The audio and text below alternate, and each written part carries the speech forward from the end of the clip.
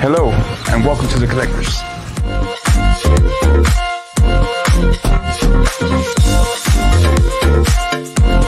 Are you looking for Funko Pops? We got everything from commons exclusive to chases.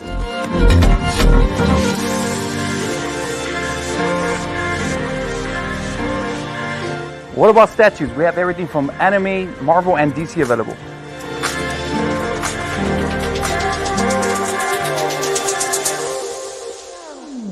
So if you're looking to build your collection, be sure to stop by The Collectors. We are located in 3937 South McCall Road, Edinburgh, Texas. And what is up? Welcome back. It is Friday night, 31st of December. We are ready to celebrate New Year's. It's your boy Crispy here at the Average Boys Podcast, and I'm joined by my boy Brian D. Brian, what is up, my dude? What is up, Chris? How's everything going, man? How's your everybody listening? Happy New Year. I hope everyone's 2021 was fantastic. If it wasn't, I hope your 2022 is going to be better. Yeah, Chris, man, especially to you, sir. It's been a wild year. Been one hell of a ride. Been a hell of a ride so far, and we're not done. We're not finished. So yeah, man, how's your day? How's your year? How's everything been going, man? So I mean, yeah, man, the year has been one fucking crazy roller coaster ride of a mess. It's like one of those bad roller coaster horror games in VR. But I don't know, man. I got a good feeling about next year. I really do, man. 22. I'm gonna be positive about it as much as I can. You know, I know that there's a lot of crazy things that are happening out in the world. I think I messaged you guys and I told you I landed a pretty solid job coming up in 2022. I start Monday. Hell yeah. I think that deserves congratulations, sir. I think that deserves a toast. I'm popping it open for you, sir. Yeah. Popping Red Bull. I'm gonna do a Red Bull. Nice. I like it. I want to cheers. You gotta cheers me. All right. Salute. Nice, bro. Nice. Solo cup. Got my red cup. Yeah, red solo cup. You know how it is. It hit me by surprise, man, because I really wasn't thinking that these people were going to hit me up anytime soon. I applied for the job like 4 or 5 months ago, not years ago. I was going to say 4 or 5 years ago. Holy shit. Damn, the Valley works weird. Dedication, yeah. Yeah, I applied with them like 4 or 5 months ago, man. And yeah, I never got really a call back or anything. And I would say like last week I went to Westlaco to go meet up with our friend Michael Betancourt. To go deliver a wall hanger that I 3D printed for him. K-pop one, actually, as a matter of fact, because his sister's really into K-pop, or his wife is. So shout out to Michael Betancourt. Yep. Yeah, and I was driving by and I saw their business and I was like, man, these fucking people, man, they never call me, man. I wish they were hiring or whatever. And when I was driving by underneath their sign, they were like hiring for this position. So did you like throw like an egg at their business or something? Dude, it was so close. I was just gonna fucking throw something at them. No, they were hiring for another position that I didn't apply for because I was originally gonna apply for Westlaco, Texas. Yeah, Pancho. Shout out to Westlaco, my dude. Boom, RGV up in the house. Yeah, I was driving back and I saw the business, but then I saw that they were hiring for another position, and I was real like, man, dude, you know what, like.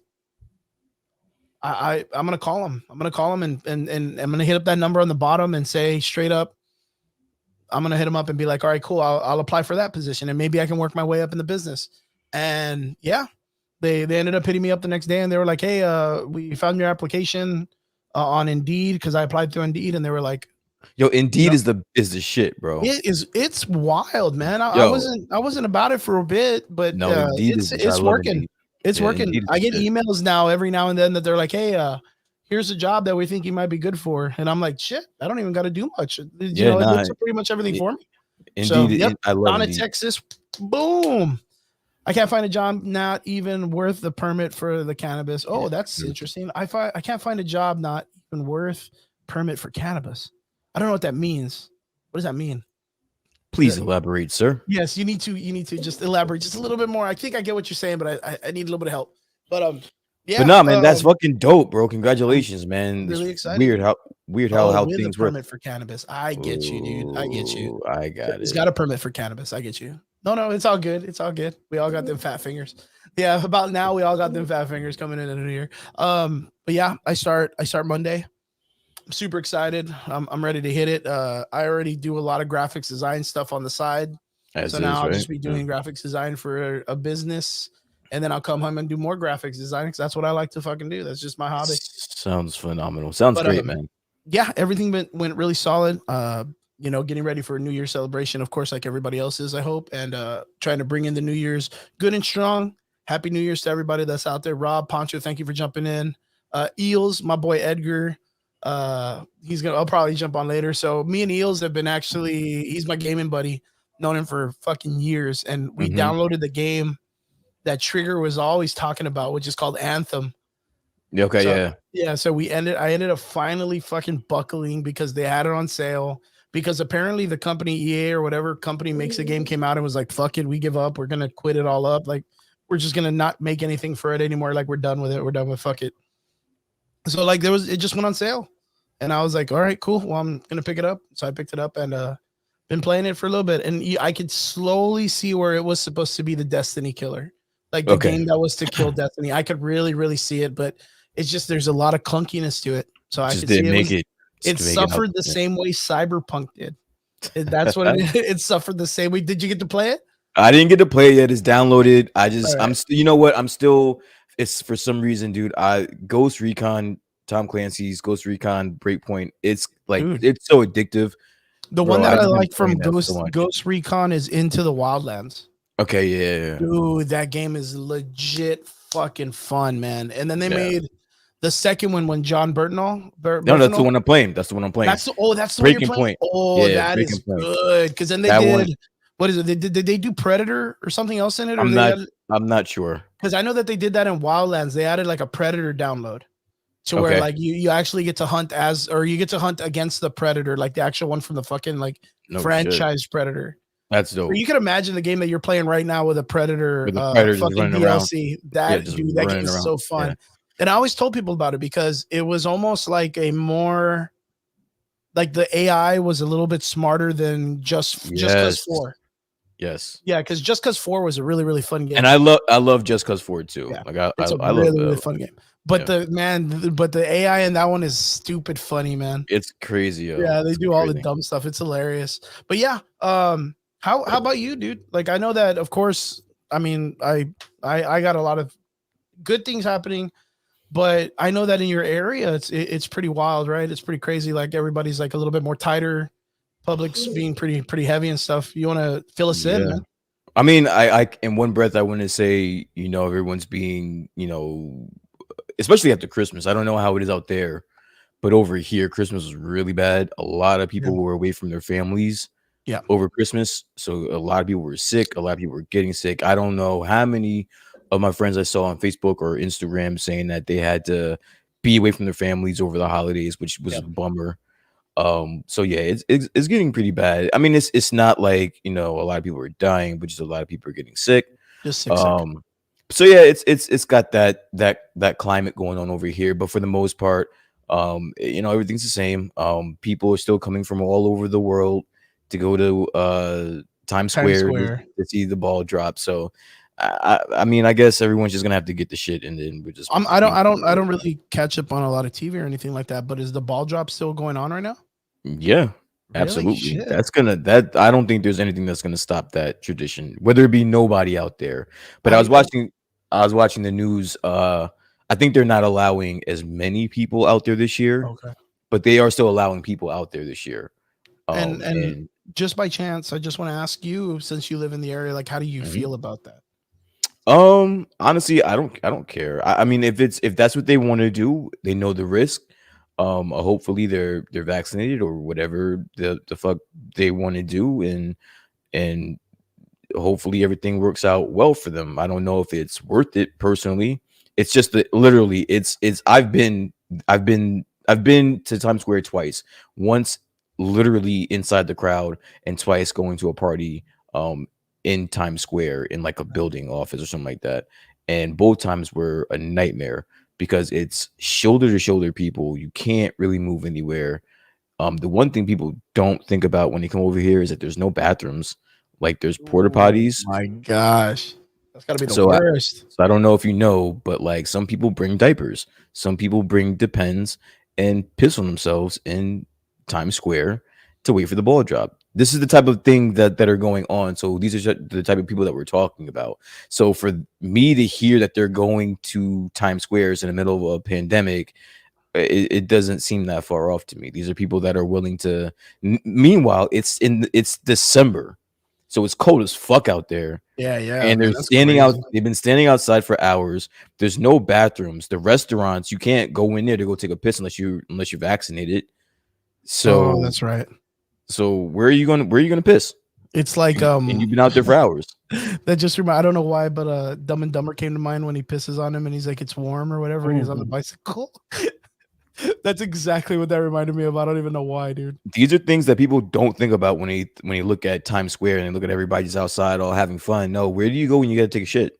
Yeah, no kidding, man. That's fucking. I've never even fucking thought of that. So they You people would assume that there would be like porta potties. concert porta potties. You know what I mean? Like There are, but do you understand how many people are out there? Yeah, there's hundreds and thousands of people, man. Yeah, It's enormous. But you get into so you've actually had the opportunity to go out and see the ball drop. Yeah, I've done it. Again, I had a friend years ago that was that had an apartment right next to where the ball is, so I didn't have to be out there for long. I was pre-gaming in the apartment and then went down for the ball to drop. So that was cool. But And you could see it like right from his place. yeah, and then that's so and rad. then like 2 years later, you can see it actually from the apartment. So yeah, I mean it's cool. I mean, is it worth it personally? No, it's not. You're standing Really? outside freezing your Yeah, ass man. off to watch a ball drop. So it's not really anything interesting, but I guess it's the experience. But other than that, man, everything else is great over here. Can't really say or have anything negative to say, to be honest with you. Everything's good. And how about yourself, Brian? How are you Listen, doing? I'm doing great. 2021 has been challenging, as with everyone else in the world. It's had its ups and downs, but you know what? We made it. We have 2022 to look forward to. And anyone that's listening, just, I don't care if you have New Year's resolutions, if you have any goals, just whatever you did last year, just try to improve on whatever the fuck you did last year, and you'll be fine. That's as simple as it gets, as far as I'm concerned. I mean, that's the thing, right? Like, I've run a gym almost. It feels like it's almost been like my whole life, and we always get this weird fluctuation of people. Like right as soon as the New Year's pops in, like everybody's like, "Oh, New Year's resolution, New Year's resolution." But as you get older, you kind of get this vibe where you kind of don't really have a New Year's resolution anymore. Do you ever get that? Yeah, I think the term New Year's resolution I stopped believing in a long time ago. I do just think of things I want to improve in my life this next coming year. It doesn't have to be me going to the gym or me working on anything else. It's basically just working on myself. It's just me getting better. If I'm improving in multiple aspects of my life, I consider that a great year. So that's what I focus on as far as the beginning of the year. Before we continue, I just want to give a shout out to Rob. We love you, man. Keep your head up, praying for your family. Rob, for anyone that's listening, he is very special to us. He keeps us, in the know, keeps us motivated.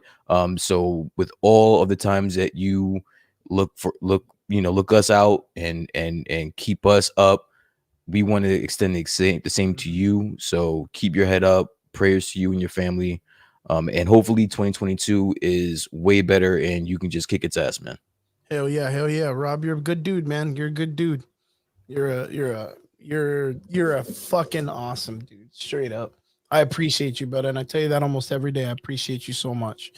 Yeah, and I hope I saw your brother just went through surgery. I'm glad that everything turned out good. Fucking prayers up for him and sending good vibes. Let us know, keep us posted. Yeah, man, he's in our prayers. And yeah, man, let's get this shit. Oh, big Vince Weaver in the chat. What's up, Vince? Yeah. All right, man. So here we go. Banner time. So let's go. What do we got from 2021, man? 2021 was up, had its huge downs. But I'm gonna tell you what, you know, even though it had its downs, we as a podcast have grown in such a positive way since we first started off. But what I want to do first is I want to give a big shout out to the people who gave us a platform in the first place, RGV Titan Radio. I know that was a little bit before you, Brian. Mhm. You might not know who they are, but shout out to my boy Fredward and Sevi. Earlier, I would say like maybe like 3 or 4 months ago, I think they decided to kind of like finally like hang up their microphones for a bit until until they see what's up. But shout out to them, Fredward. Shout out to Sevi. You guys gave us a platform, and I know when the virus hit, it sent everybody home, and everybody had to make sure that they were in their houses. And it put us all in a position that it was one of those sink or swim moments, man. Mhm. And I remember in the very beginning for me and Trigger, it was pretty crazy because we were like, what are we gonna fucking do? You know, how we gonna make it work? Like we don't really have the equipment. I don't know how to use an interface. You know, I don't know what to do. And you know, the guys at the radio station had their idea on what they wanted to do. And in my mind, I was like, man, I don't think that's gonna work. We're gonna have to more engage with the people. We're gonna have to really get in there if we want people to listen. So we ventured on our own, and Fredward had our back, and he was like, whatever you guys want to do, man, just, you know, if we could use your audio, that'd be cool. You know, and fuck yeah, man. I was like, give me a chance. Let me try to do this. And we brought it to Facebook Live. We fucking did some Facebook Live for a bit, and then we got onto a bigger platform, and now we're out here, dude. We're on fucking Apple Podcasts. We're on Spotify. We're on Google Podcast. We're on literally you name any podcast application, and we're on it, and we're getting downloads, man. And I think it was real crazy because we talked about this earlier in the week. We're like, oh, we're gonna do a top 5, right? We're gonna do a top 5. We're gonna do a top 5. And literally one of the biggest moments for me is when we reached 1,000 downloads. Mhm. Like when we reached 1,000 downloads, I was flabbergasted because this is 1,000 downloads throughout all the applications that we're in. Mhm. You know, beforehand, you know, when we come on Facebook and we jump on our thing, we see our live streams. We always have like, you know, 5, 10, sometimes, you know, 12, 13 watchers at a time. And we never think of the numbers that we're allocating. We never think of the numbers that we're accumulating, right? Mhm. But to see the numbers like through and through that we've ended up actually now we're at like 1,170 downloads, and it's only been like a couple months that we've gotten into the hundreds now. Mm. And I'm like, damn, dude, like we're out there, dude. We're out there. And then you look at what's cool is the program that we have geographically shows us where people download us from. Mhm. And we got people downloading us from like Canada, That's awesome. Mexico's got our back super hard. Like, dude, it maybe, you know, we shit on it all the time, but maybe it's not Namor. Maybe it's us that are gonna be the Maybe, yeah. maybe it's us that are the relatability of this Hispanic culture, dude. Straight up, my boy Michael Betancourt. Happy New Year's, my boy, Michael Betancourt. Michael Betancourt puts. Let's see what he put.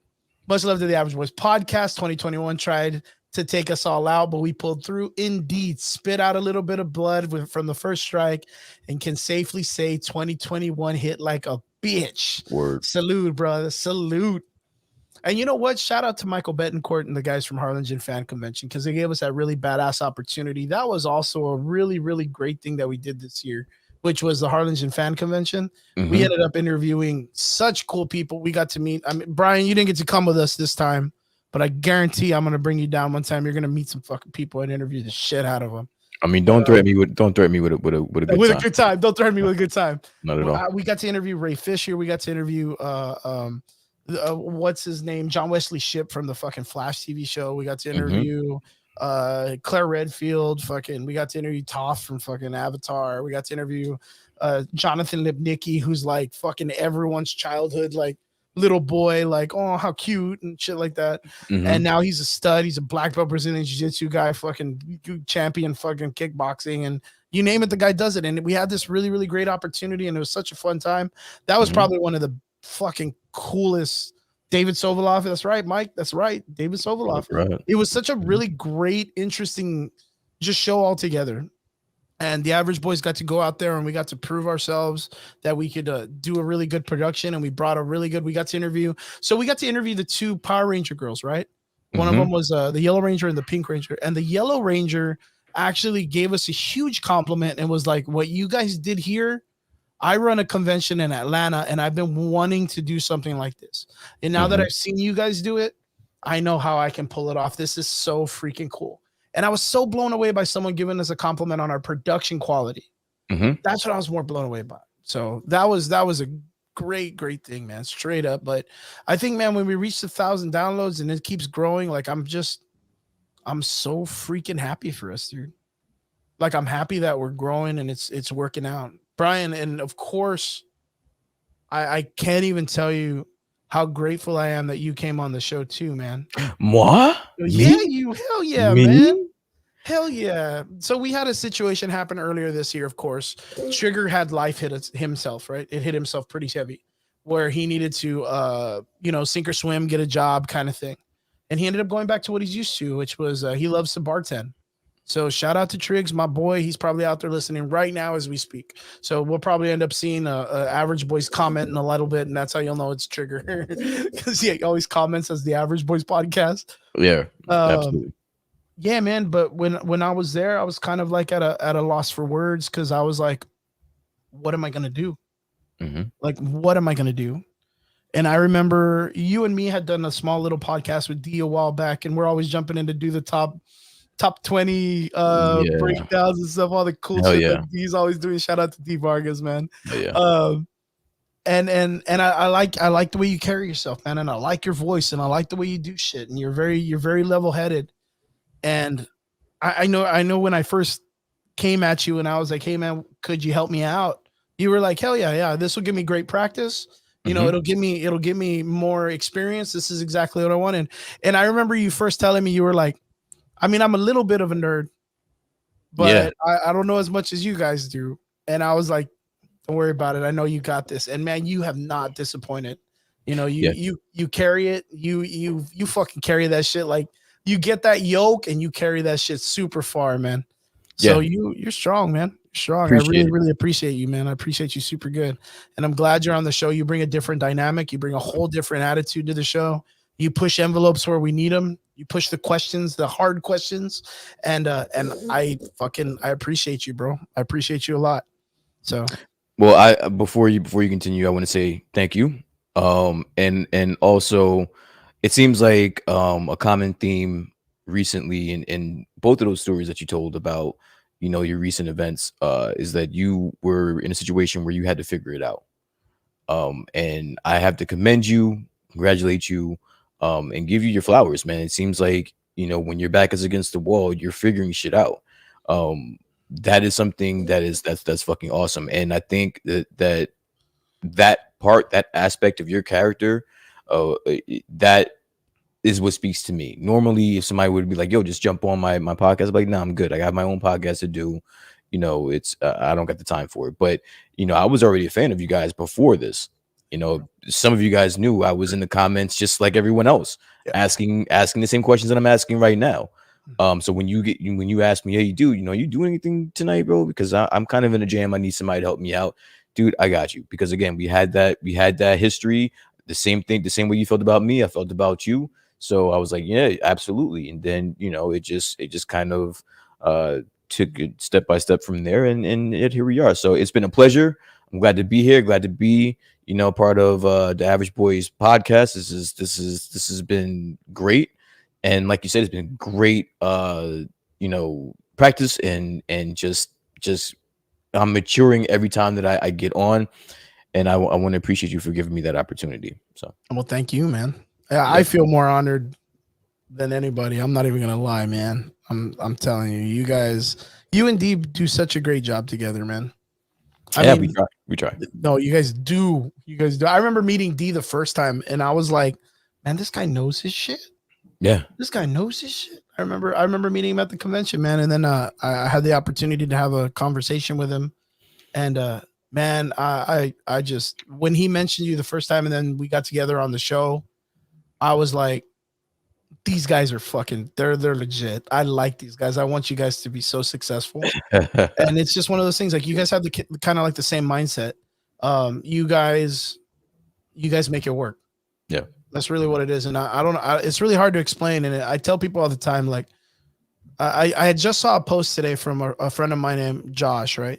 Mhm. Josh Morales. He's a real cool content creator down here in the Valley. He's got a lot of backing. The dude is an intelligent individual, created this really great documentary about, you remember we have South Padre Island? Yeah. Well, the year of 9/11, like literally almost right before 9/11 happened in New York, a bridge, the bridge was hit by like a trolley boat and Mhm. collapsed, and it looked like took like 12 cars with it, and a bunch of Oh, people wow. died and shit. It was nuts, dude. That was literally the Valley's version of 9/11. I'm not Yeah, I even think kidding. D was telling me about that as we were driving over Yeah. the bridge and shit. Yeah, I remember. It was one of those things, like it literally changed the aspect of everybody's life in the Valley. And Josh and one of his friends got together and they created a documentary right now, and they're going all over the United States doing film festivals and just knocking it out of the park, Mhm. because they went and interviewed like every person that was involved in the situation. Wow. So shout out to those guys. Yeah, man. He had posted up earlier. He's like, man, a lot of podcasts are going to be popping up in 2022.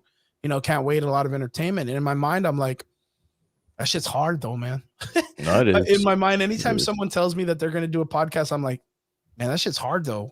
I didn't realize how hard it was, and I think I need my head examined to be trying to do 2 at the same time. But It's rough, yeah, dude. I yeah, commend you so much. it's rough. It's rough. I It's commend rough. you so much, dude. Yeah. But yeah, I saw that and I was like, people do not understand the longevity of running a podcast. Mm. They look at it like it's a romanticized theory. Like it's like, okay, cool, I can do a podcast because I love comics and I'll talk about Spider-Man all day. There's going to be a point when Spider-Man is not the topic anymore, and you're going to need to talk Yeah. about some other stuff. Yeah. And can you stretch that longer than 3 months? Mhm. Because if you can make it to a year, that's pretty good. Yeah. If you make it 2 years, that's pretty damn good.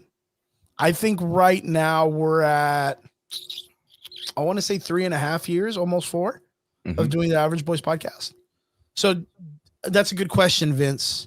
Excellent. Do you have the Average Boys merch? For a while we were doing it, right? So that's where I ended up getting, I have my cap. I had my cap made, and then we had stickers. We had stickers, and I was doing it through a program for the video game thing that I was doing, because I was doing streaming for a bit. So I was telling Trigger, we were coming up with ideas to run the podcast and do all this stuff. And I was like, yo, we should stream on our days that we're not doing the podcast. So we should do video gaming. Why? Because it brings traction to your website, Mhm. right? So it gives a lot of content. So you video game stream as your own persona. And then on the end of the week, we jump in, we do our podcast. Trigger was still kind of casually catching up. I ended up getting into it pretty fast and ended up making my gaming channel, which was called Crispy Games.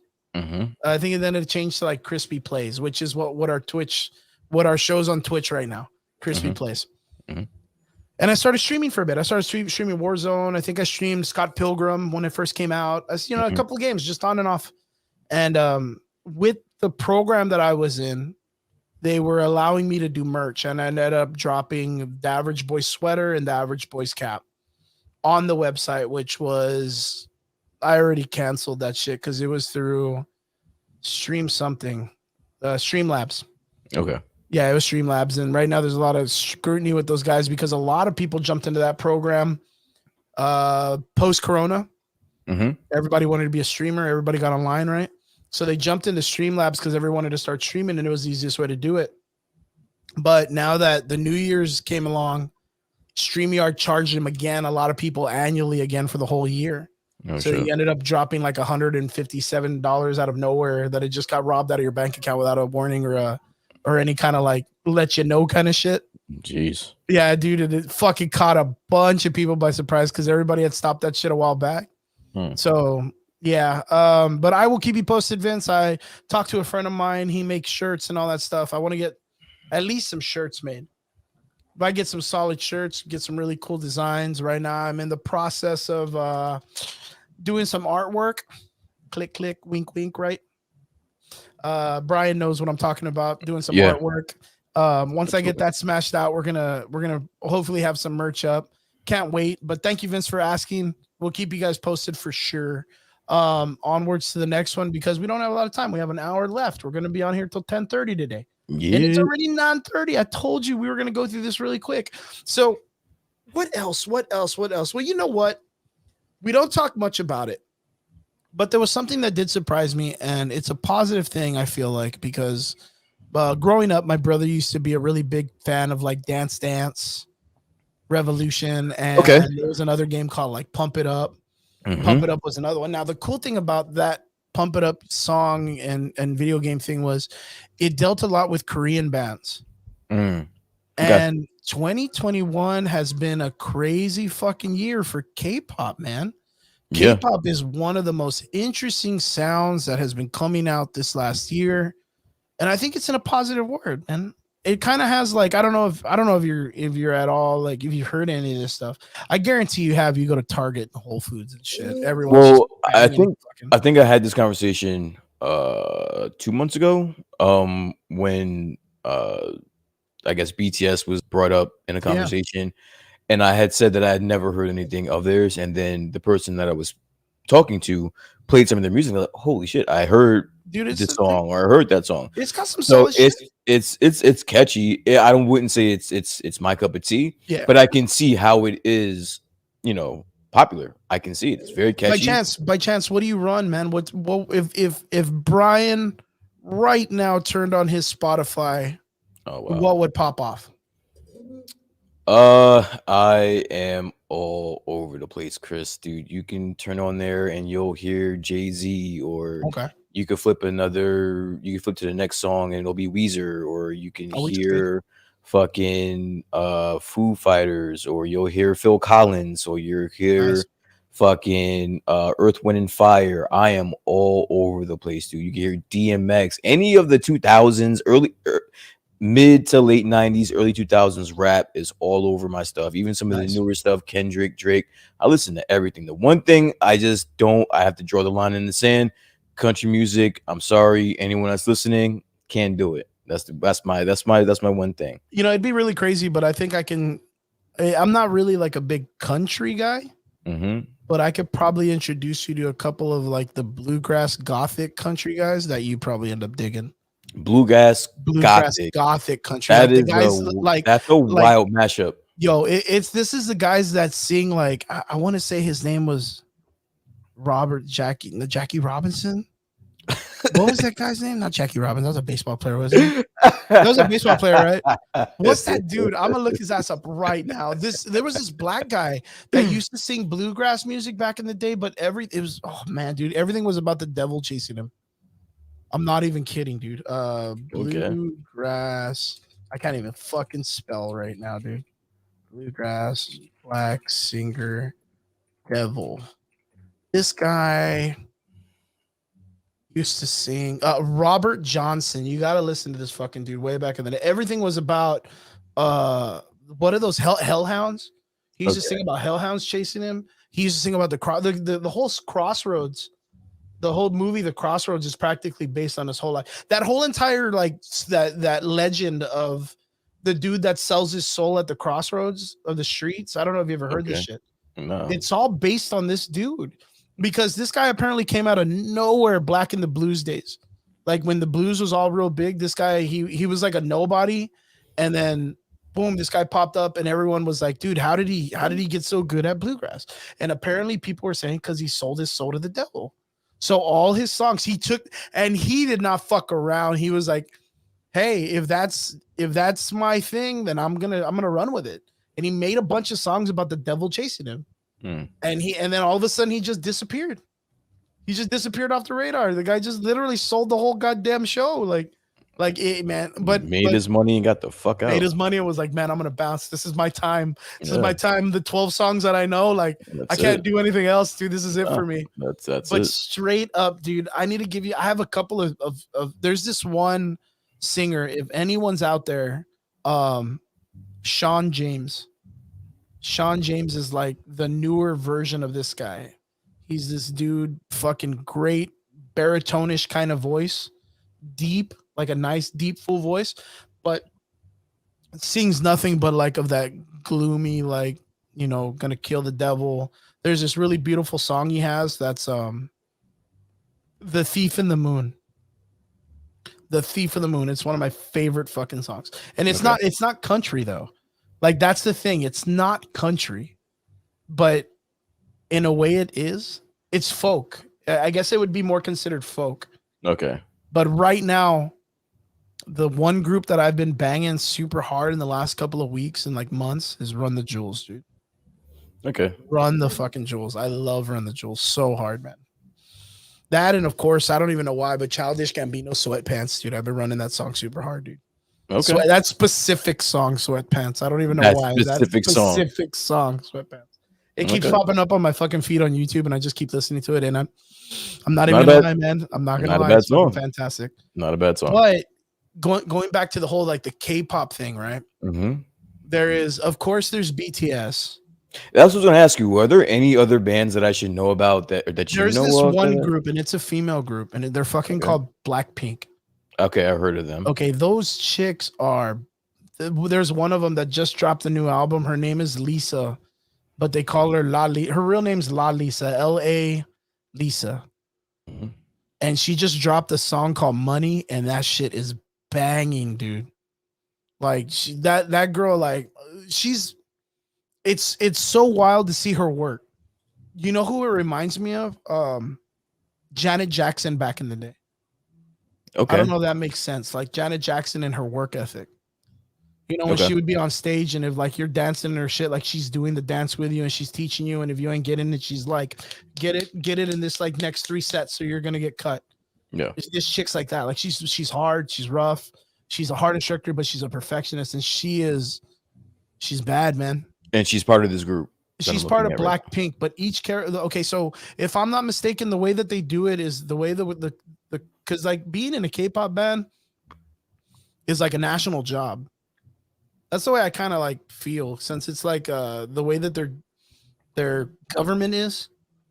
Like to have that type of job is a very like prominent job. You can really take care of your family with a job like that. And if I'm not mistaken, like each person in the band gets their own solo album also. And I think she just did her first original solo album. So wait, let me ask you a question. Is the term K-pop like a professional term, or is that just like a slang? So like if this were the Grammys, they would be up for pop music or pop, group or duo. Okay. So not like a popular like it's not, I don't think it's a genre. Is that what you mean, like a genre? Like, yeah. No, because that would be like, I don't know, like, well, I mean, because then there's Latin, right? Like Latin Grammys, but then Latin has their own Grammys also. Okay. It would be international, of course, but I don't think it would be its own genre based in its own thing. Like if you go to the Grammys, I don't think individually it'll be like, okay, in our best K-pop group, because K-pop only, from what I get, is just means Korean pop. Yeah. That's why it's just Korean pop music. So just in general, I think it's just pop music that just comes from that area of the world. Well, I understand that, but I'm saying you have the word pop in it. So if they were, so would you put them up against pop artists?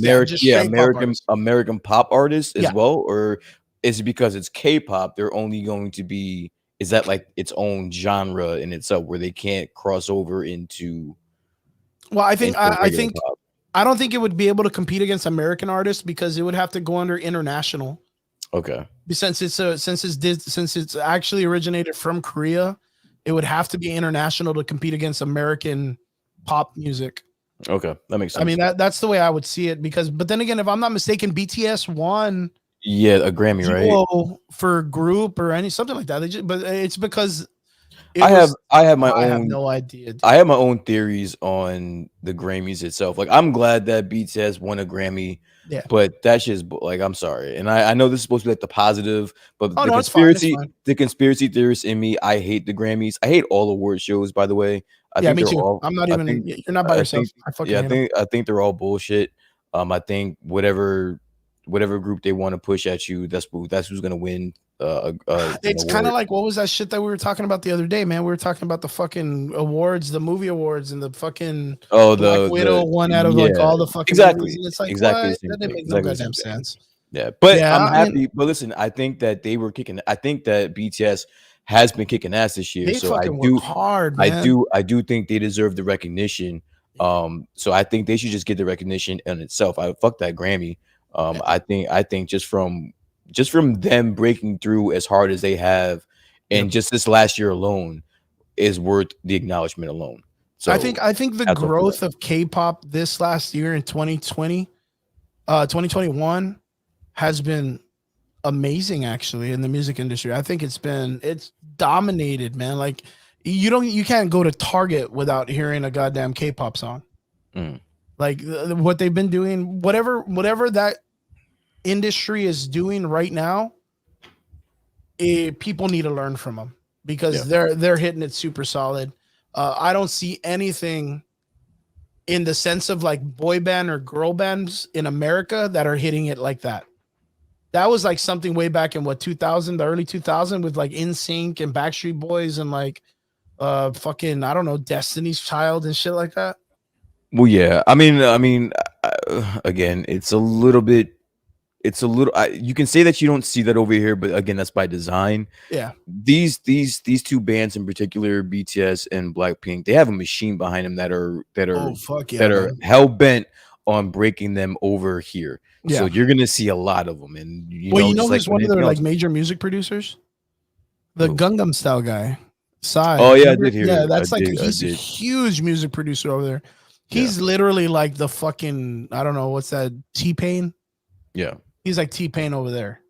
Like that's their dude that everybody goes to that wants to make sure they break into the industry and break the records. That's the dude. Do you think that guy can be given the credit to internationally breaking K-pop over here? The Gangnam Style guy? Yeah. I think I really think that he was like a major push for it. People started kind of noticing him more, but there was other groups too. There was like CL, and there was like CL was this chick. She came on a Skrillex album, and Skrillex was the guy that was kind of like trying to like portray them to come back this way also. But But was she on the same level as like that nah, Gundam not style? as that Yeah. dude. That guy was like I'm like sure, fucking- yeah. I'm sure you can name 1,000 fucking Yeah. K-pop stars, but nothing like that. That Yeah, was that crazy. dude was literally like the fucking Mambo #5 of Korea. Dude. Yeah, bro. Like that Yeah. that shit was crazy. If Yeah. right now, if you fucking go to a quinceañera or a wedding, like Mambo #5 is for sure to come out, and then fucking Gundam Style is not too far away from that shit either. Like those two songs for the rest of our lives will be at every child party we go to. Like you just That's a have to be fact. fucking prepared for it. That is That's a fact. almost as popular as the birthday song if you think about it. That's wild, but shout out to to me that's one of like music wise that would probably be the biggest thing that happened this year to me. I think the growth in K-pop, which that's kind of fair. Yeah. Other than that, going into something that we're a little bit more comfortable with, I think we've kind of figured it out and solidified the idea that streaming is the fucking future, dude. Straight up, I think 2021 was stream king time. Like straight up streaming was the king of everything this year. Everyone was, of course, I mean, you know, giving it up to the idea that everyone was stuck at home. Happy New Year's, Christella. They're literally like in the other room. Christella, Gilbert, and Alex are literally hanging out in the other room, playing my PlayStation VR and just kicking it and shit. But thank you for watching. Thank you for watching. Absolutely. Yeah, I think this year streaming literally dominated every aspect of the facet of even more than television itself. Like it's so weird to say that people were stuck at home, and instead of watching the most basic generic idea of what you get from your television, Mhm. everyone was doing the streaming thing. Absolutely. Yeah, absolutely. But you know what? Streaming services, they were pushing the fucking envelope as hard as they could. Wait, what do you mean? Like they were pushing the envelope. Like they finally got so what I mean by they're the future is something that we talked about a bunch of time when I was always saying, do we think streaming is going to kill the theater industry? They got a deal signed off. Someone out there had to kind of like walk up to one of these like movie industry guys and was like, well, you're not putting your films in theaters. What about coming with us? Like someone had to do that. Someone had to do that. And they were like, yeah, all right, cool. We'll put it on your streaming instead. Boom, Black Widow. Boom, Mulan. Boom. All of these fucking movies that would have been in theaters started coming out at home services. And all you had to do was pay a one-time price and you had them in your inventory, your library online. I remember when I bought, I'm going to say Black Widow.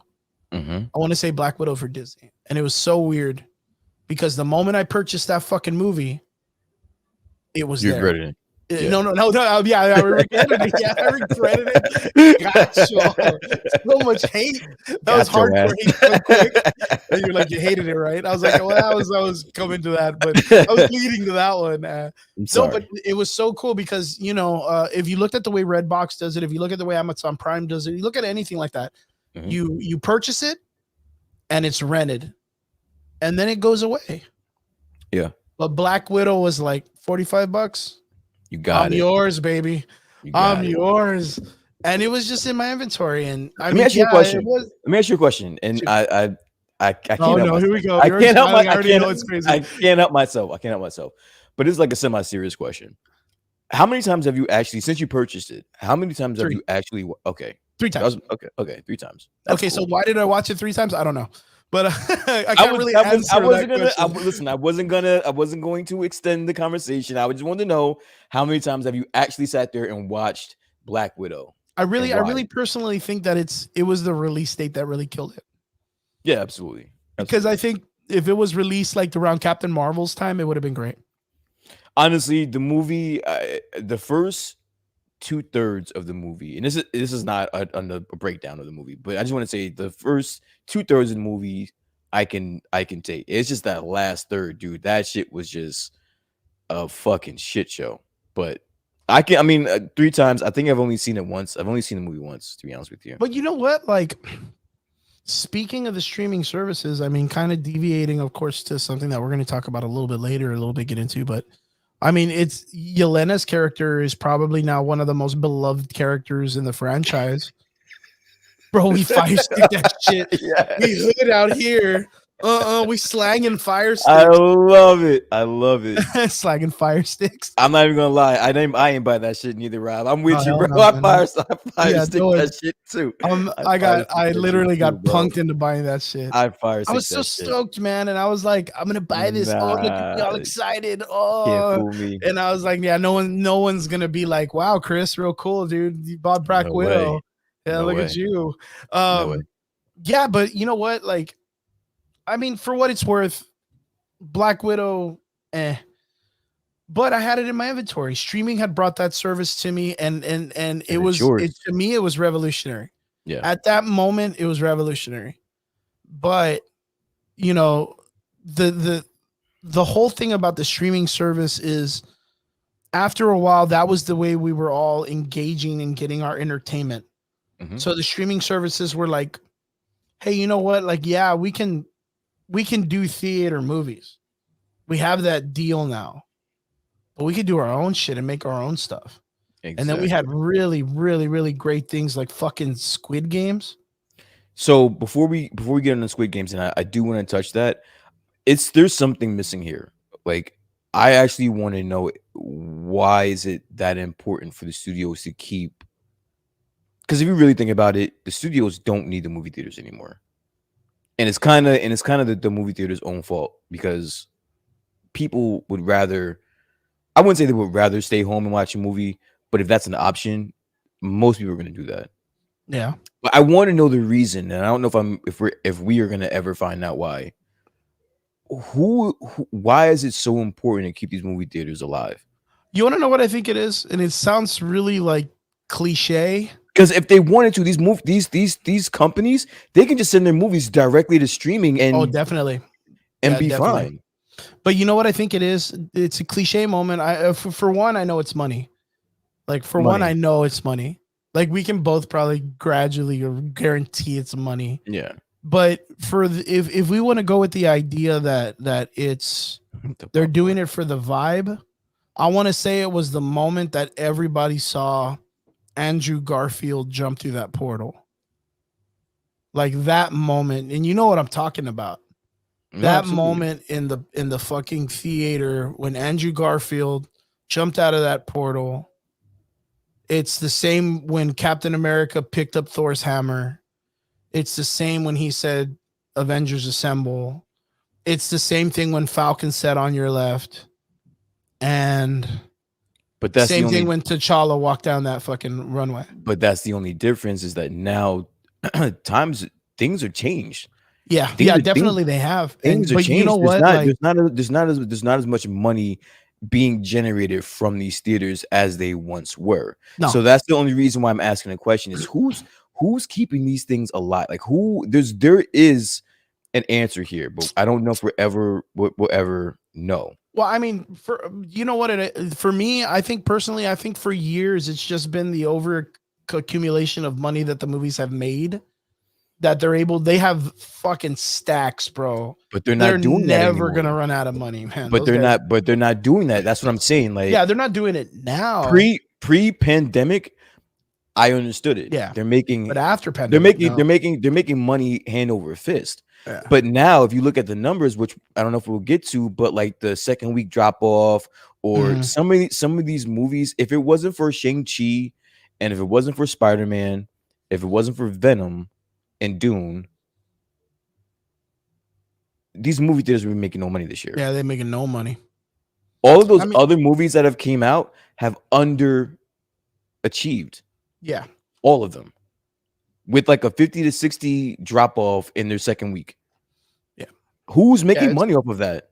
Nobody. I mean, so who is keeping these theaters alive? Like there's like a narrative being pushed that we have to keep these movie theaters open. We got to keep having movie theaters play our shit. And I would just want to know what the answer is to that. Because there's a big part of me that thinks that I think I've said this before on the podcast, and I really I don't think that it's not going to happen. I think theaters will eventually close down. It's going to be like one theater per city kind of thing.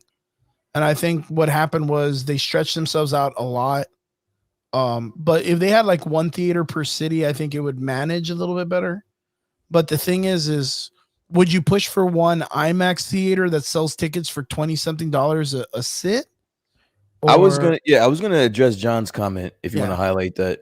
Number one, taking somebody on a movie date as your first date, that is a red flag. That's a no. Never do that. I don't know if you're in a relationship or whatever, but that's a free relationship advice tip. Oh, my boy never married, man.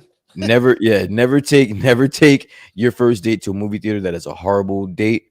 And then I don't understand how if you can't afford streaming, but to take a date to a movie, dude, you might as well just buy fucking Disney Plus or fucking Netflix and call it a day. Like that, just number one, the price of admission has raised a little bit. The conditions to take someone to a movie, the movie theaters are disgusting, bro. Let's just call a spade a spade. That's just fucking gross. The movie theaters are disgusting. They're poorly ran for the most part. When you can just, and then you're paying $20 just for the popcorn and soda.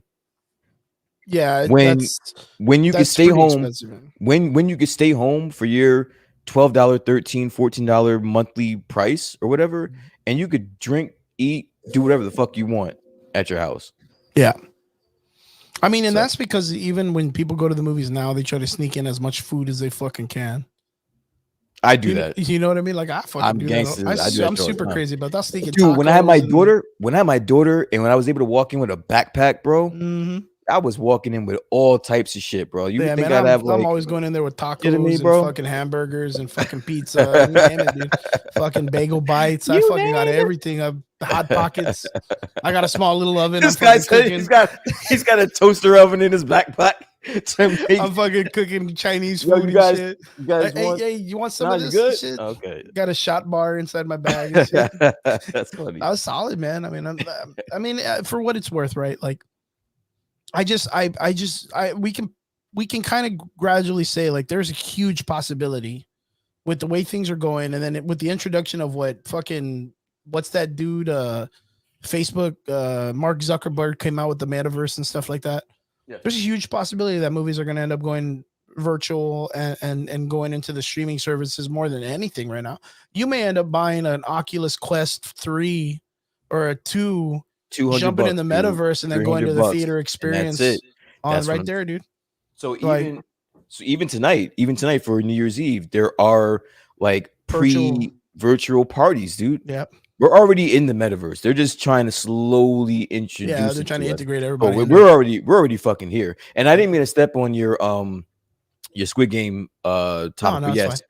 But yeah, like this year in streaming has been so big, you know, there has been no shortage of content, and just like you said, Squid Game being a international phenomenon that ended Dude, up being, I don't even know why it blew up so heavy. There's a lot of Korean Yo. films and Asian films, but like Squid Games, for some reason, I don't even understand why they call it a Squid Game.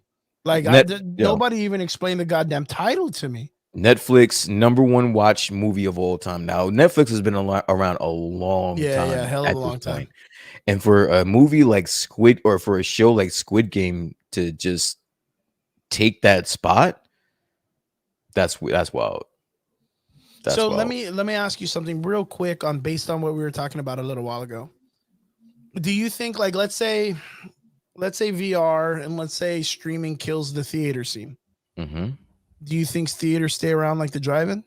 Because we still have a drive-in here. I do think so. I think they'll make a use for them. I honestly think that we are fast tracking to a AR world, where everything is going to be virtual. So maybe they'll find a way, something to do with the movie theaters. I don't know, but I do think that the trajectory that we are on, I think that the movie theaters are going to be obsolete. Maybe not 5 years from now, maybe not 10 years from now, but at some point they will be obsolete. And they're just gonna run out of functionalities, if you will. Like, it's just not gonna be a use for them anymore.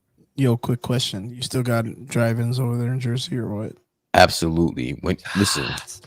Listen, my first experience going to a drive-through was during the pandemic when all the movie theaters were closed.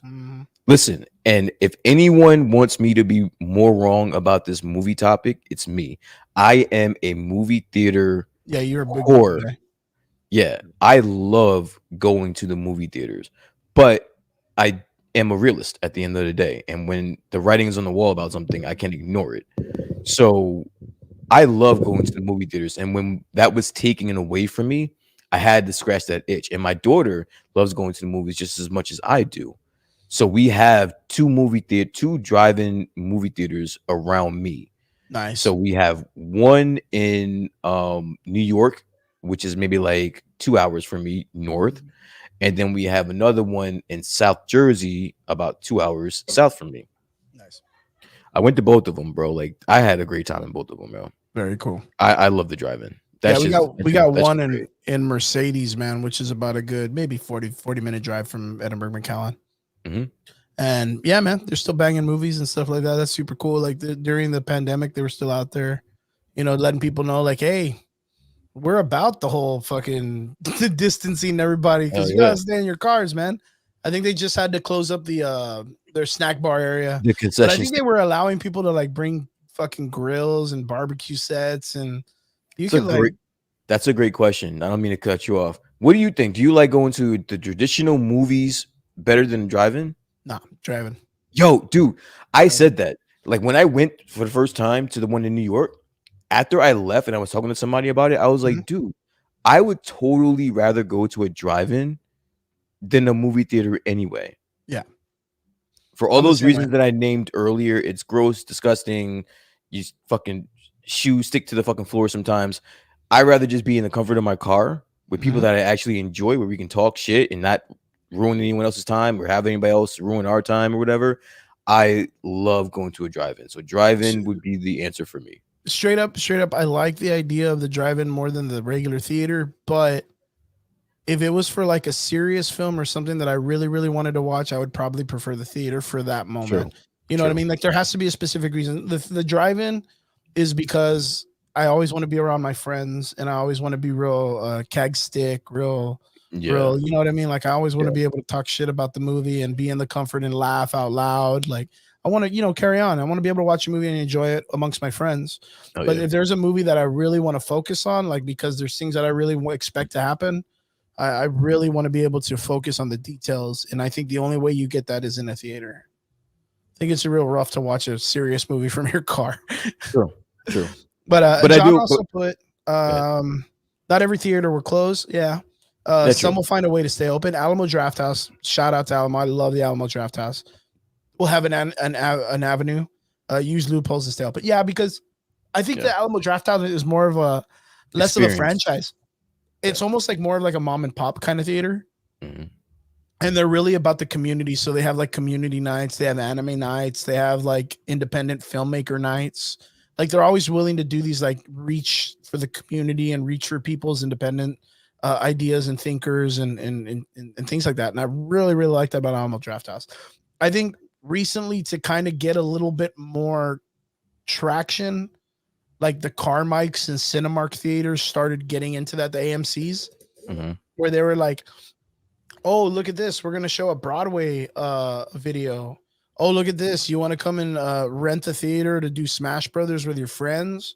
Like, That's yo, dope. come do that. I'm like, yeah, you can There's see where gonna- there's a struggle. Yeah, there's going to be an avenue, like you said. There's going to be an avenue and a lane for movie theaters. I don't think that they're all just going to like be extinct or like a comet's going to hit them and they're going to like just disappear. There will be some type of job for them, but from what we know them as, I don't think that's going to last too much longer. So, but Yo- yeah, streaming is the future. Yes. But you know what? What's cool about streaming? The other thing that really, really turned out really cool was their attempts, even though they're not great, the attempts at them attempting to do live action anime films. Mhm. But more than that is just the recent 2021 love for the anime culture. Like this year has been so awesome. Finally, for people who love anime, putting respect on that. Absolutely. Anime is probably the way it's been going in 2021 was probably the most coolest shit. We had Attack on Titan come through. We had My Hero Academia still probably that shit is fire, dude. Fire. Jujutsu Kaisen, Mhm. Demon Slayer. Like Mhm. there's so many great animes. Oh, John asked real quick, Brian, have you I ever have been to Alamo I have Draft? not been to an Alamo Draft House. I am aware of them. I know that I heard that they were trying to come up here if they're not already up here. But I think in New York. Nice. I just personally have not gotten a chance to get to one. But we do have like the AMC dine-in theaters here. Kind So of, kind of the yeah, same way. it's kind of like the Like a same thing. bistro kind of thing. Yeah, it's basically the same thing. Yeah. Yeah, you're absolutely correct. Alamo Draft House is really nice though, because they like to say, man, I saw an Akira there once. Man, I'm not even kidding, dude. Like Akira, Yeah. like I'll go see that shit if they showed it at the Dollar Theater, man. I'm not even kidding, man. I'll go watch that shit. I'm gonna be honest with you. I have more fun at those low Budget theaters. budget theaters. Yeah, I have way more fun because there's because people rarely. go crazy. Yeah, I think the last time I went to one was maybe like 20 minutes from my house, and we went to go see like the first remake Halloween, not this last one that just came out, but the first one. I think it was maybe like 12 of us. We snuck in there with fucking bottles of beer and liquor and Just going fucking food. ham. And bro, we had a blast, bro. Yeah. Like I love that shit, bro. There I used love to it. be a Dollar Theater in McAllen. I think there still is. We used to go throw hands there with everybody on the weekends, like all the college guys and high school kids and shit. Yeah, we're always throwing hands. There's a gangster place to be. But what was That's cool about funny. it is right across the because it was part of a mall. It was Mhm. like real next to it, but the mall was like super rundown. They used to have an arcade right next to it, and the arcade was called Nickelodeon. So from there, we would go right across, and there was like, dude, it was like an old school '90s vibe, like theater, big ass arcade right next to it. It Yeah, was so cool, man. It was so cool. The fucking that was probably one of the coolest hangouts back in the day. But true. yeah, straight up, man. I'm really excited for 2021. I think it brought a lot of respect to anime, and then not only that, the streaming services all jumped on the anime scene. Hell So yeah. the categories and the catalogs for animes in Netflix, Amazon Prime, Hulu, all the animes just jumped up super fucking crazy. So Mhm. cool to finally get that much love to be able to catch anime in like every venue you could think of. And then not only that, you had Crunchyroll and Funimation. Yes. Now And that's then where I was gonna go with that. Yes, and then absolutely. 2021, Funimation buys out Crunchyroll Crunchyroll. and Yep. gets its entire catalog, and now Funimation is Big, just big. it's the mecca of anime. It's the Yeah. mecca of anime. It's super crazy. That's such a great service. I recommend it. I tell people about it all the time. That's where I was catching up with of course, My Hero Academia. Mhm. Um, there was also, what was the last one? It was Tokyo Revengers. I Mhm. tell everybody about Tokyo Revengers. If you haven't seen that, you're missing out. It's about the Japanese biker gangs, the high school kids that are in the biker gangs, Mhm. and it is such a solid anime. But the only thing that I just kind of feel is like we're about maybe maybe a year and a half off of them making or being really solid at finding a great production team to make live action adaptations of these. Right? Like, Because of course, like it was Death Note, we I was gonna had say, Bleach. judging off of what we've gotten, we might be a little bit Yeah. further than that, bro. We might be a little bit further No, than that. because Rurouni Kenshin was like Rurouni Kenshin was solid. Like that was, I tell Why everybody can't about it. we get that Ronin Kenshin type of feel from the shit that we want though? Yeah, of From like course. the mass majority wants though. Why can't we get that though? That's what I'm looking for. I'm looking for the blockbuster nail that You know what's really smack. crazy is right now I think the anime live action scene is where we were at when we came out with like the Fantastic Four and the X-Men franchise movies, like in the very beginning. Like we're like right there with the live action anime stuff, where it's these production companies that are buying the rights that don't understand the anime. They expect to know what the anime is. You know what I mean? So they're kind of putting their own, like, oh, this is what I think it's about. So let's throw this down there. And Yeah. it's they missed the entire thing. Like if you think about it, like if you look at Death Note, it was bought out by an American production company. Oh. And they were literally like, oh, okay, cool. This anime is about a notebook that can kill people. So let's Yeah. go ahead and just throw that down. Like, and that's what they did. Like, they didn't care to like even research the goddamn anime. They just Yeah. literally like, okay, cool, got it. These are our assets. Our assets are a notebook that kills, a kid named Light, a chick named this, and a dude named that, and they just kind of just threw whatever they wanted to do in between. Yeah. And that's pretty much what they did with the X-Men franchise, if you think about it, or if you Pretty look at much. like, you know what I mean? Like they just kind of Pretty just threw much. shit at it, like wait, like real crazy. Yeah. Like right now, I mean, fuck, it was the same thing as fucking Tobey Maguire's Spider-Man 2, but yeah, but I think right now is a really great time for anime, especially with the Absolutely. streaming services. And it's not slowing down anytime soon. Like it's gonna No, keep hell no. coming. Yeah, we got, and it's not even to joke about it. We have Attack on Titan, the season finale coming. Do you watch Attack on Titan? Not yet. You told me Oh, you told me to get on top of it. I've been slacking. I've been just watching so much other shit, and I'm gonna get on it. I promise. And actually, I have one more question. This actually leads up into our next one. The Okay. reason why is because it goes with the idea of the streaming service. But did you get to see The Matrix yet? I did watch The Matrix. Did you now? I did. Yes. And 1 out of 10. Why are you doing? I this just to 1 me? out of 10 because we're gonna jump I don't into, want to. of course, another I know. streaming. I know why you're doing this, but I don't want to hurt your feelings, bro. Because I know No, you're it a doesn't hurt my huge. feelings. I know you're a huge fan. I know you're a Yeah, huge but fan. it's not gonna hurt my feelings. It's not for me. It's not for me. Oh, you didn't. So it didn't click for you. It didn't register. It was a Okay. miss for me. It was. a Hey, miss what for me. happened? I think you said you fell asleep, right? Yeah, the first time I couldn't even get through it. Like it was Really? just it didn't hook me. It was nothing to hook me. Like I understood what they were was rough. trying to do. Yeah, I understood what they were trying to do. I think they actually did it. I just didn't like it. Yeah, it was rough. Yeah, it didn't stick with me. So if I want to grade it 1 to 10, I'll probably give it like a 5, 6. Yeah, a 5 or 6. I'll give it I mean, a that makes 5, sense. 6. I'm not gonna lie. There's literally, it's so crazy, and it's so weird because the only like, let me ask you, just out of nowhere, I don't really know this about you, but do you do art, like painting or anything like that? I am horrible at No. anything with my hands drawing wise. Yeah. For some reason, and this is out of context, without me asking people that do like tinkering art, like painting or like drawing big stuff, They like the Matrix. for some reason they like the Matrix. Every person that I talk to that does art is like, "Oh, dude, that movie was super cool, dude." I liked every other. Listen, I'm trying to be nice. Oh no, that's fine.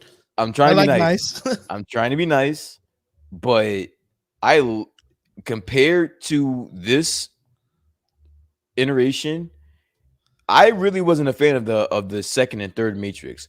But this wow. this one makes the second and third one Oh, look it like makes it look masterpieces. like masterpieces. They were like Yeah, masterpieces I ain't compared gonna to lie, this yeah. compared to this movie. So No, like that's straight up. Yeah, I get that. Like, Yeah. you know what? And not even to joke, with all the people that have been shitting on this Matrix movie, has been making me second guess myself. Like, dude, am I just wrong?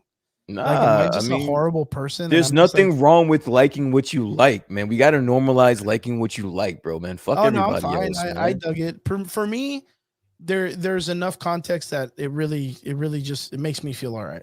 Yeah. It gives me enough, and I feel like if they go into a sequel, it'll do good. But I don't know. I just feel like a lot of people didn't accept this one. But you know what? I heard also that if Lana Wachowski did not make this movie, She didn't want to make the movie. huh? I heard she didn't want to make the movie. But you know what I heard? I heard that if they didn't make it, if she didn't make it, they were Somebody going to else do it was without gonna him make it. anyways. I mean, And they were like, dude, you're going to fuck up what we had already. And it's like, what do you want? Like, we already gave you a coherent story. And they're like, yeah, but there's shit to be made. There's money to be made. yeah. And yeah, that's what I heard. And I was like, man, that sucks. Can you imagine anyone else jumping in this shit? Can you imagine, like, I don't know. I mean, I want to say no, but I don't know if they could have done it any worse. Any more better or worse. Yeah, I don't know. But yeah, I mean, but going into what we were talking about, the reason why I brought this up was because of the fact that there was another film that was brought out this year, 2021, that fucking broke the bank, broke everybody's thoughts because no one ever thought this shit was going to come out. So big shout out to one of my good friends, Pete Martinez. But we had the introduction of, through the streaming services, the Snyderverse was finally released 2021. That was a huge event this year, probably just as big as the Spidey movie, man. Like for the Snyderverse to come out the way it did, 4 hours long, the entire thing streaming on HBO, on a streaming service that HBO created for free if you didn't have it. Like, you know what I mean? Like, that shit's amazing, dude. And then, do you know what this did for me? Do you know what the whole Snyderverse cut did for me? Even though I love that movie, what was more telling to me about this was the fact that the Warner Brothers executives, they really, really, really don't like Zack Snyder. Oh yeah, there's a lot of people that don't like him, man. This guy, first off, they were hiding the numbers as to how many subscriptions for HBO Max they got for HBO Max. Yeah. They got nothing but great reviews, nothing but praises. Yeah, they don't want it to be successful, dude. And do you know what Zack Snyder got in reward for that? His shit canceled. Just confirmed. Yeah. No, this is going to be the end of this. We're giving this to you because you guys are a pain in our asses about it. Yeah. So we're gonna. Everybody was so we're gonna give this to you, but after this, we're done. Let me ask you something. Crazy. That's crazy. You think, with the way films are going right now, you think the idea of what Zack Snyder did with the 4-hour-long Snyder film, you think it breaks the film industry and movies start going into the 3-hour cut? No, I think that was a cheat code, bro. Like, I love the Snyder cut, but that was a cheat code, dude. You gave him 4 hours to tell a movie. That's not gonna break. Fuck that up, dude. Yeah, that's not gonna break the mold. They gave you 4 hours because the Warner Brothers were tired of you fucking on their ass. But so let you me know ask what? You something. Let me ask you, since you were able to get through the entire 4 hours, would you mind if Sony released a 3-hour Spider-Man film? I 3 hours, I don't, not no I 4 hours. I don't need that long of a I mean, I don't know, dude. Like, that's a rough It's a one. hard question, right? That's It's a real hard weird question. because I wouldn't 'cause- mind. All right, so I state what Endgame was, what, 3 hours, right? yeah, I watched that twice in the movies. yeah. So I sat in the movie theaters for a total of 6 hours to watch a fucking movie. So I've done it before. I've done it before. But Oh, wow. like the Snyder cut, I've only watched that once. I'm only gonna give you that one time. I don't know. I have to give this an answer. Vince put Matrix should cross over with what movie franchise? Terminator, straight up. What? Terminator. It's literally the John Connor story if you think about it.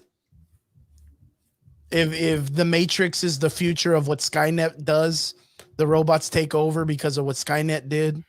Like the idea that John Connor would be the Neo character. Like, come on, man. That's like a given. That's a given right there, man. I can see that. You know what I mean? Like that would be I very get you. cool. Or dude, even John Connor's mom. You just bring her ass in the Sarah lady. Connor. Yeah, man. She was a Sarah Connor. badass back in the day. That would be what it would be for me. That or like a RoboCop. I'd love to see RoboCop in the fucking Matrix. I like to see, Snyder like, cut 3 times. John, you are a madman. you're a fucking mad lad, bro. You're a madman. You are a madman. Fucking 12 hours. Holy dude. shit. I So saw Endgame twice in listen, the theater. I was honestly, I was embarrassed to tell people that I saw Endgame twice in the movie theaters. Because That's that's bad, man. 6 hours. It's 6 hours that you can't, But like the same day, like you saw it once and then No. after? I saw it one day, and then I think maybe like 2 days later I saw it again in the movies. Vince It is was just good. always asking the hard questions, man. He's like a 3 or 4 hour Matrix movie. With the it's way that that- they did this last Yeah, one, if it's that probably one, not, maybe man. like an hour and a half I could take. Yeah. I would take like an hour and a half of the last one. This last one, nah, I don't think the 3 or 4 3 hour 4 movie hours. did That's not justice. gonna no, the length of the movie is not what the problem was of that movie Yeah. for me. It wasn't the length. I think it was the execution. Like Yeah. that's the easiest way to do it is the execution. Yeah, absolutely. So Absolutely. I mean, for what it's worth, I mean, the Matrix was the Matrix, I guess. Look, for me, it's one of those things. Like it was exciting to know that it was coming back, but I didn't need it, Yeah. and I'm a huge fan of it. I did not need a fourth Matrix movie.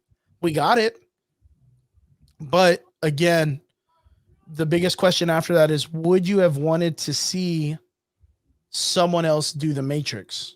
And I wouldn't want to see that because I Probably think not. it's like it would be like telling someone else, some other artist, to paint a painting. It's the same problem that happened with Snyder and Joss Whedon. You know, you're having someone else come in and try to do your work all over get again. that. I get that. But if you're going to do it, if you're just going through the motions, you have to understand that you have a fandom to answer to. Dude. Yeah, you got to hold up. You have a fandom that you have to answer to. Yeah. So if you're only going to go through the motions, that's going to let a lot of people down. Yeah. So if you feel as though that's all you're going to do, even know that your baby, that's basically your IP, technically, you may want to just like, hey, give me some money. You guys have it. Take it from here. Like at that point, instead of at least give somebody else a chance to, like, because you never know. What if it was like a young up and coming fan director that was a huge fan of the Matrix as a kid? Would have knocked the shit out the park. Yeah, that'd be cool. Would have knocked it out the park instead of But- you just going through the motions because you were scared that somebody else was gonna fuck it up. But what if that's what they end up doing with like the character of Bugs and all this other stuff? I mean, Like, what if they end up taking it through and like since I they guess, introduced all but these you new probably players, lost so a many huge amount of your fucking fan base. of your fandom already. So good luck if that's what you were trying to Yeah. do. But I mean, it is what it is. I mean, the Matrix, for what it's worth, is the Matrix, I guess. yeah, I think we just really have to let it bake for a bit. yeah, of course. Yeah, I think that's really what it is. Because, like, for myself, it was bad, but not all that bad. Yeah. It made me ask new questions, but I had to really dig my fucking shit for those questions. and when is it too much of an artistic question that you lose the entire fucking persona about it, right? But Yeah. like we were saying, because of the streaming, we have something like the Snyderverse that came in. That was one of the biggest, coolest fucking events that happened.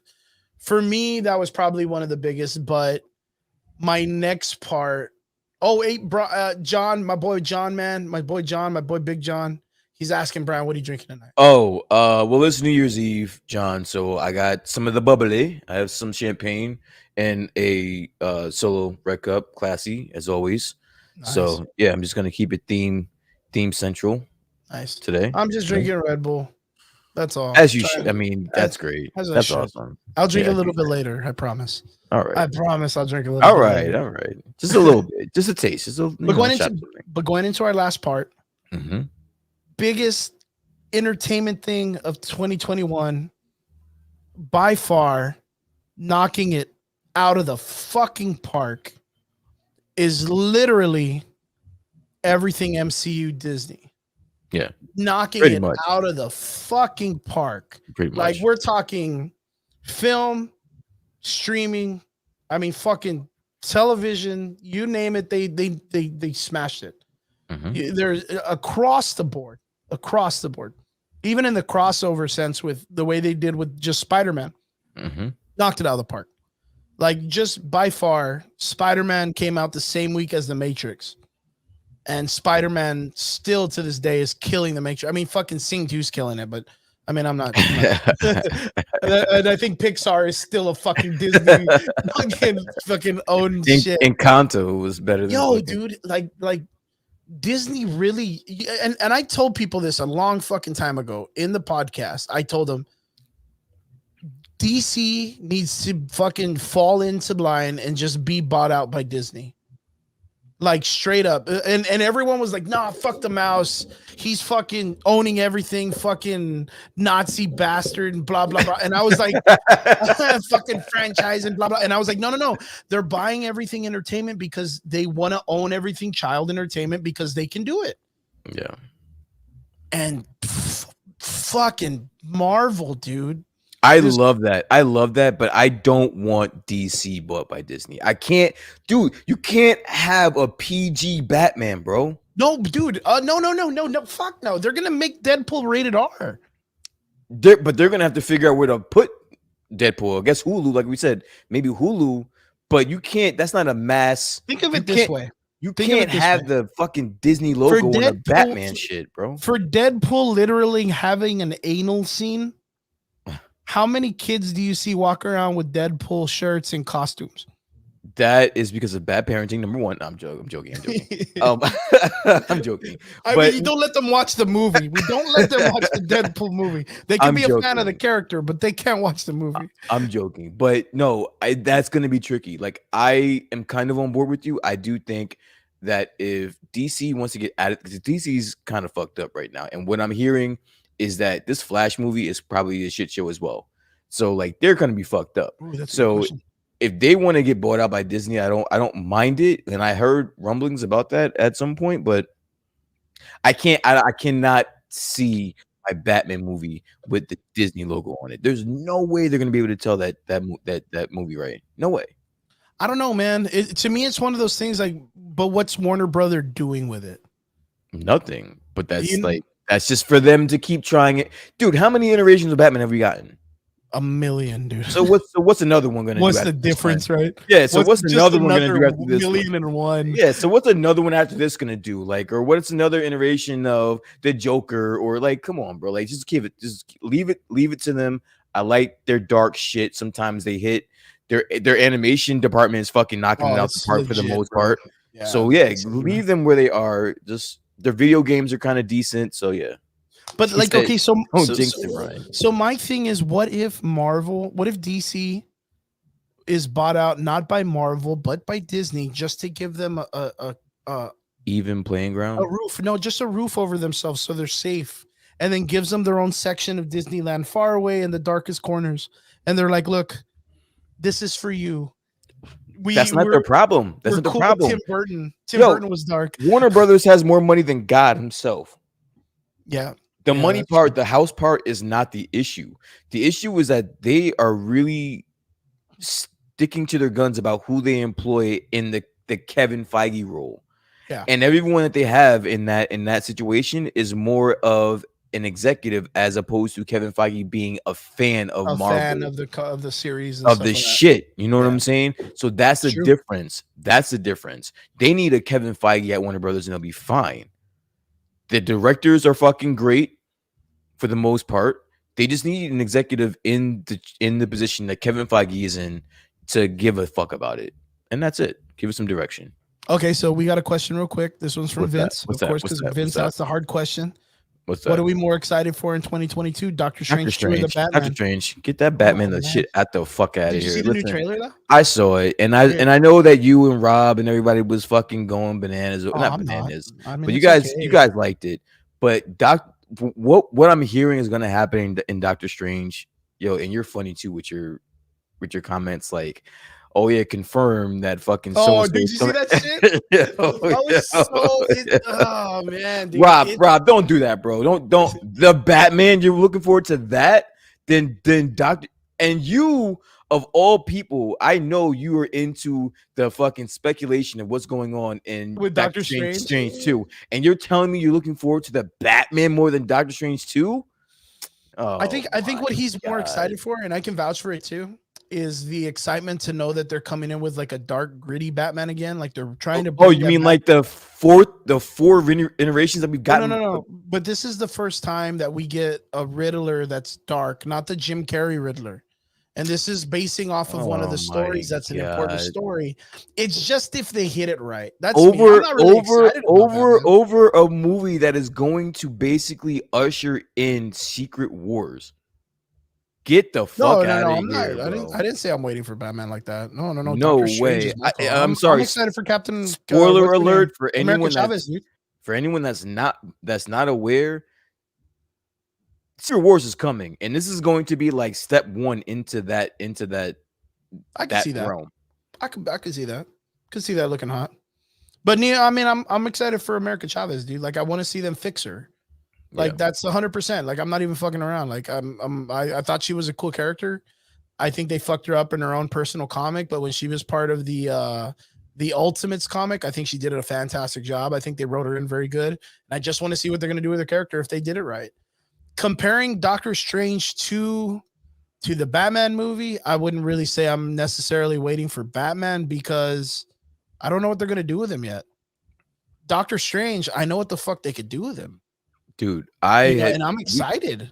I think we said on camera that look, I know I was fucking around with some stuff the other day, right? And I Yeah. said Destiny's Child was coming back, right? I said that, but to know that there's a possibility that they're gonna bring back Eric Bana as the Hulk, I'm not even fucking around. I like that Hulk more than any of the other two Hulks because he was more comic booky. Yeah. He was more fun in a comic book way, and if they could make that right, like that would make me happy as a fan of the first one, of the first Hulk that came out. Because I thought it was great. I think the story sucked though. yeah. Like the story sucked, but the way that they made the Hulk look was fucking fantastic. Yeah, I think I basically heard the movie was done and they were doing massive reshoots, and all of the reshoots that they're doing is cameos. That's all they're doing right that's now. fucking crazy. All the reshoots are cameos.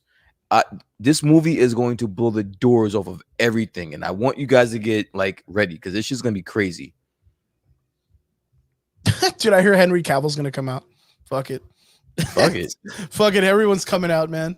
There were talks. The other There were one is talks with them. Okay, so the other thing is, we're looking at.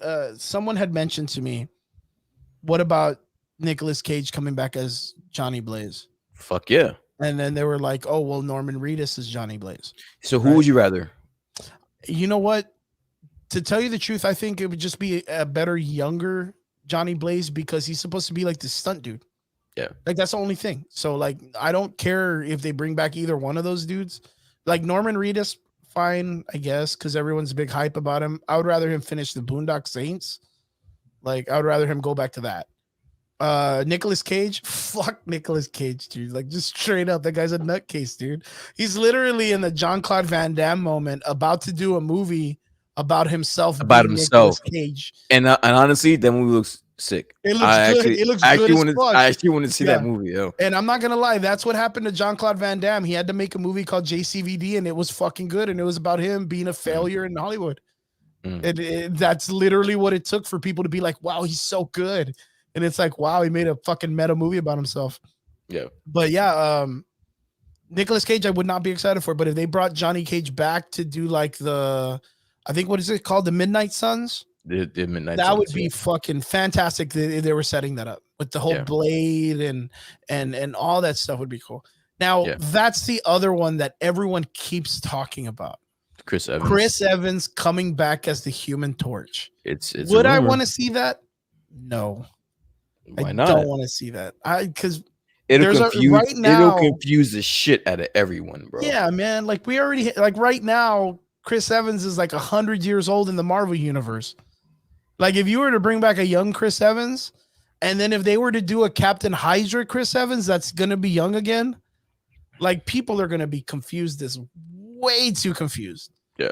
And in my mind and in my heart, I don't know why there's so many fucking people reaching for comic accurate shit when they don't want to follow the comic books at all in general. In general. Yeah, Yeah. so it's like you either get one or the other. If you want it to be a Marvel Cinematic Universe because the audience needs to understand it, then stick to your shit. Don't ruin my comic book life and fucking use only half of the comic books to bring this in.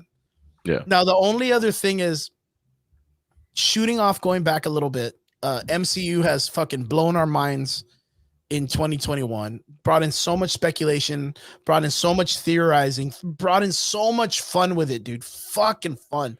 The whole setup for Spider-Man and all the speculation and theories and all the thoughts and what's going to happen, is Garfield and Toby going to come back and all this stuff. And there was one fucking theory that I wanted to happen that didn't happen, and that's my boy Miles, right? But then we ended up starting to get this weird information that Andrew Garfield's Spider-Man is being in the talks again. Mm-hmm. Yo, it just so happens that the only other Spider-Man to die, Aunt May's character to die, is the video game variation, Okay. which is of course the character that ends up being Miles Morales' Spider-Man. Mm-hmm. 100%. My theory, fucking out of nowhere, is the real Spider-Man in the MCU is Andrew Garfield. The Tom Holland Spider-Man is the ultimate variation who will bring in Miles Morales from this universe going into Andrew Garfield's.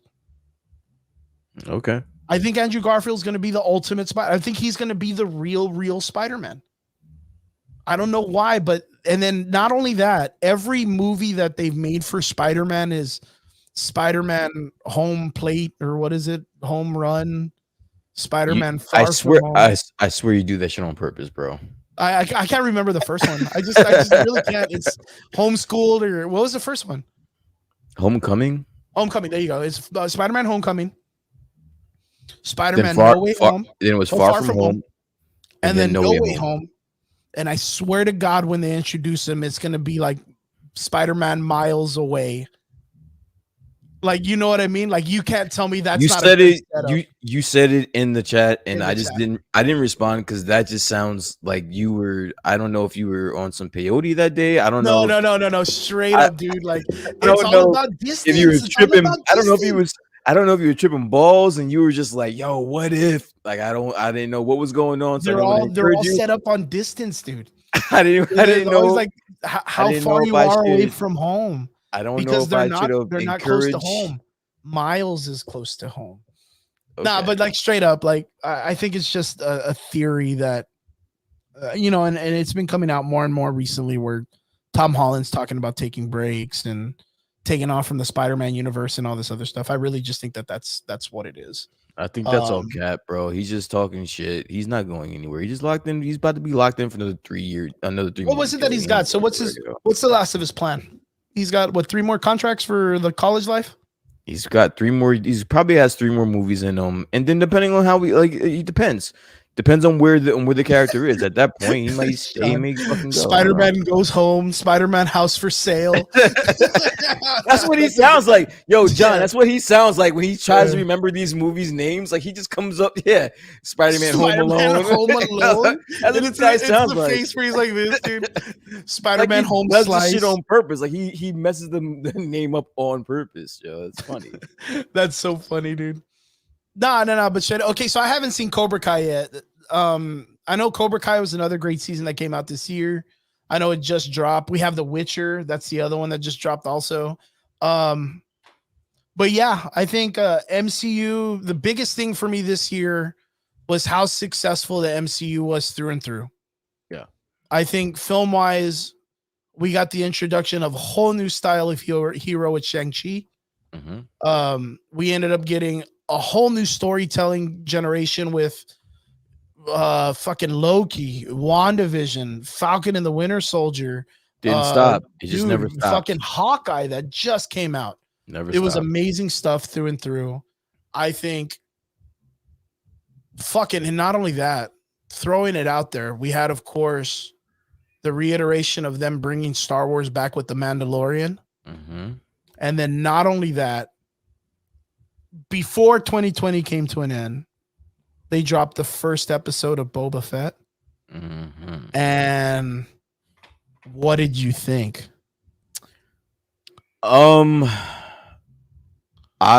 liked it. I think as far as season openers, it was a little bit prologue-y. Like it was definitely filling in, you know, the gaps on where Boba's been. So I appreciated that. I'm just confused a little bit by his skill set. Like, why was I watching him get his ass kicked for 40 minutes? Like in the past and in the present. Like, I get it if he was still hurt when he got picked up, or after the whole, you know, ordeal. I understand him rejuvenating and all that stuff, but then I'm assuming that this is gonna lead to him being trained by the Raiders and him getting a greater skill set. So then why in the present day does his first day on the job as a criminal warlord, which he's horrible at, by the way. Yeah, he's not good at it. He's horrible at it, by the way. His first day on the job, he gets jumped and gets beat the fuck up. Yeah, you know what? It's very, very crazy because this is supposed to be after The Mandalorian, right? Yeah. Yo, did that motherfucker not come out and just like fucking Yep. And tank just throw everyone. hands with everyone he could see? Tank everyone. That's Yeah, my he tanked thing. everyone. He tanked everyone in a robe and a stick. Yeah. Yeah, He tanked everyone in the Mandalorian. And Yeah, then in this one, some foot soldiers, like literally some foot soldiers with some shields, gets the best of them. I'm assuming I that was a bit confused because just on the whim, like, don't get me wrong, it's cool as fuck. I Like like the show's cool. The show's cool. I'm really excited to see what they're gonna do. We were supposed to be positive about this. Yeah, no. I mean, it's good. It's good. 'Cause I was the same way. I was like, man, what the fuck is going on, man? You're gonna tell me that this guy's getting tanked by a bunch of dudes with some lightsaber shields and some sticks that look like Samoan, like cutting. I didn't understand it. Swords. I didn't understand it. And then all of a sudden, like, he's getting electrocuted and he's in a fucking chamber, like in a deprivation chamber. Like, I dig the idea that he's dealing with PTSD. Yeah. Like in the very beginning when he's having those like kind of like dreams and shit. Flashbacks. Like, yeah. I like that. If I'm not mistaken, though, that chamber that he's sleeping in is a healing pod. It is. What the fuck is he healing from? Because he wasn't healing I in the think- other fucking Mandalorian show. See, they're gonna have to think. They're gonna have to be some things you're just gonna have to overlook. I'm assuming from Yeah, that's what I'm guessing too. from this. You're just gonna have to overlook it. Like that whole Mandalorian thing. I think they're taking liberties to where he is in his I think they just world. picked up his and- legend really fast. Yeah, and you know they what? just I built think his you're legend real just gonna have to overlook that and just ride along with it, which I'm totally fine with. I learned a lesson from Hawkeye not to judge anything off of its first Off couple the of first episodes. episode. So I'm just gonna ride this out. Hopefully, listen, I have full faith in Dave Filoni and Jon Favreau. So Robert listen, Rodriguez, dude. and Robert Rodriguez did the first Mr. Desperado himself, dude. did the first episode. I don't know how many episodes he has. There's only 6 episodes this season, so I don't know how many are designated to him. But I mean, for a first listen, I don't know how you pull off a first episode being a filler, but they pulled this off, and I'm okay with it. You know, yeah, I was cool with it. I think they did all right. They really showed this like kind of like I like the vibe that they gave him, where he's kind of like this kind of like not intelligent individual when it comes to like running shit. He's kind of like just going with the flow, but he does stick to his guns about like, nah, I do shit the way I want to do it. I want respect. And at the same time, like he's willing to give other people the opportunity to have his respect also.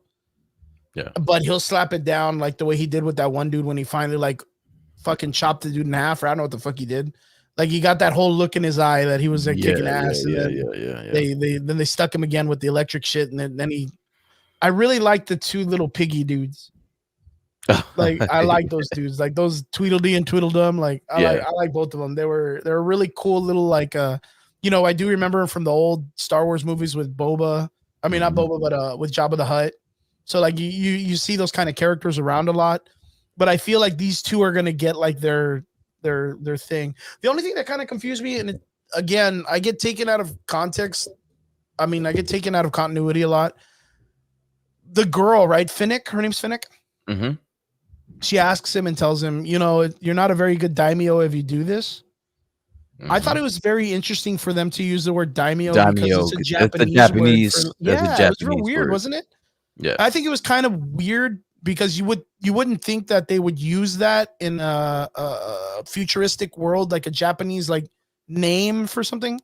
But then again, they call him Lord, and they yeah, but like I think the original, it's all based on samurai culture. Exactly. Yeah, it's based on samurai culture. Yeah, straight up. Star Wars itself is based off of samurai culture, so that's the reason why you'll get those little Easter eggs here. It caught me by surprise. It caught me by surprise when I heard her say, "Hey, man, that's not a good daimyo, man," and I was like, "This girl, what are you doing, man? Next, you're gonna call him a shogunate and shit like that. What's up?" Like, I thought it was very interesting. I thought it was very, very cool. I give it up. I give it up to it. I think the first episode was really fun. I think it does have a lot of Mando vibes to it, a lot of the Mandalorian vibes. I'm excited. I'm excited to see what they're going to do. This episode was for me a very old school Star Wars Cowboys Western. Yeah, that was that Robert Rodriguez vibe. Yeah. Like the only thing that I was not digging was any of the action in this one. Oh, really? The acting was good. The action was what really the parkour like that was slow. Michael Scott. If you look at it, the parkour was slow, dude. It was slow. That chase scene was dope. I don't care what anybody says. I think it was okay. I just feel like a lot of the parkour movements that they were doing were very casual movements.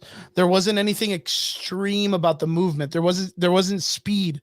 There wasn't pace. There wasn't like a flow. It was very like you're at the park and you're having a good day. Like I didn't feel it as a chase scene. Okay. Like I don't know. Like you'd have to. I mean, the easiest way is to go back and look at watch the movie District B13. Okay. Right, and watch that chase scene. The first chase scene is like one of the most epic parkour scenes you'll ever see. This one, like I know that parkour is very prominent right now in stunt work in Disney. But when they set it up, they set up everything for like with safety nets, and it doesn't give the parkour guys opportunity to really like put a lot of that effort into it because there's a lot of safety netting to it.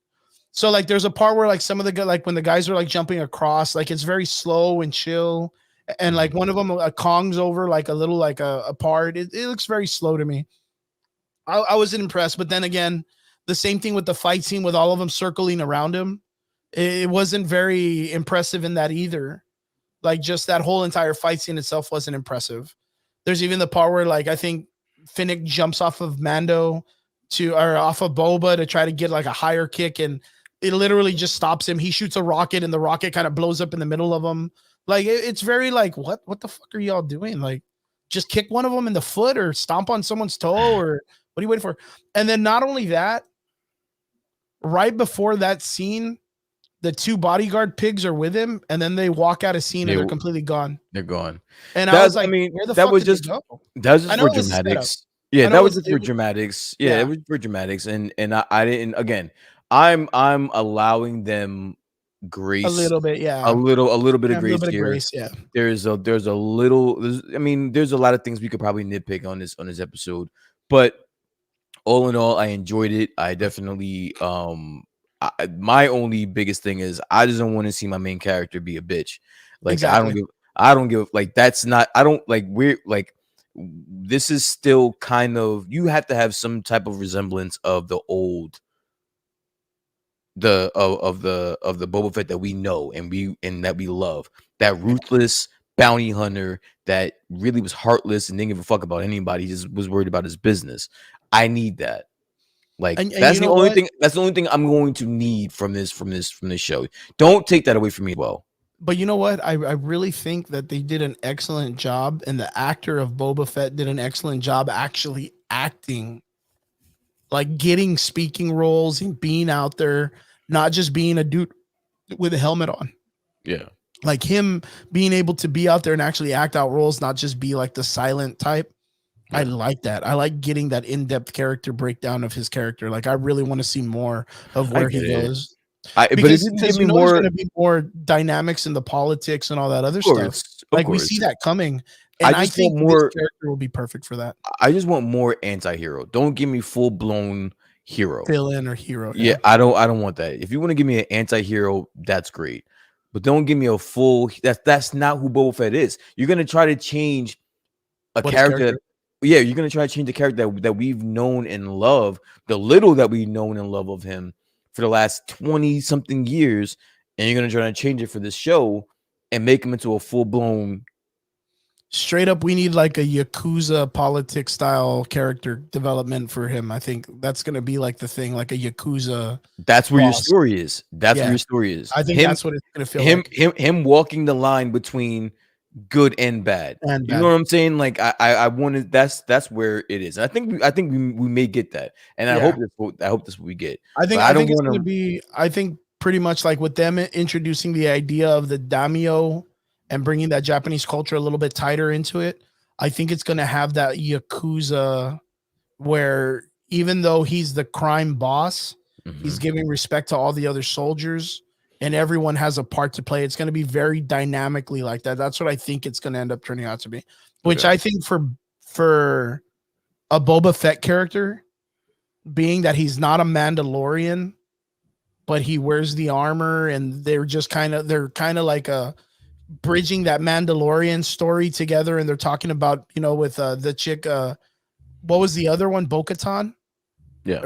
Bo-Katan, where they were trying to build a Mandalorian culture back. Mhm. I think this will give that weird like friction between both cultures. Like, well, that's with you guys. I'm not a Mandalorian. And he's like, well, but you wear the armor, and it's that's you don't even understand that armor because my father wore that armor. Like, you know what I mean? Like, I think it's gonna be like a really cool dynamic if both of them become frictioning like armies against each other. I don't know how to explain it, but like, I don't know. It's just it's a cool dynamic. It's a cool dynamic, and then knowing that someone as respectful and honorable as Boba Fett is taking over Jabba the Hutt's position of being like a ruthless guy, now being this crazy Yakuza mob boss. I don't know.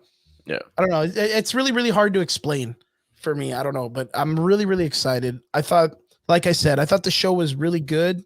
I was really happy that the actor finally got some really good speaking parts and got to get himself out there and kind of like break open this character that we didn't know was like this. But I think the action was a little bit slow and it needs to be a little bit better in the next one. I think the action just needs to be better. Yeah, But if they choose not to go action wise and they want to build Boba, I'm for that 100%, dude. Yeah. I'm 100% if they want to put him in a fucking throne room and have him just talk, give me your finger if you want me to respect you kind of moments. I've been looking at a lot of fan reactions and a lot of reviews, and I think that's the consensus is that people are cool with it, but this next couple episodes they're gonna need to pick up a little bit. Yeah. And that's the majority.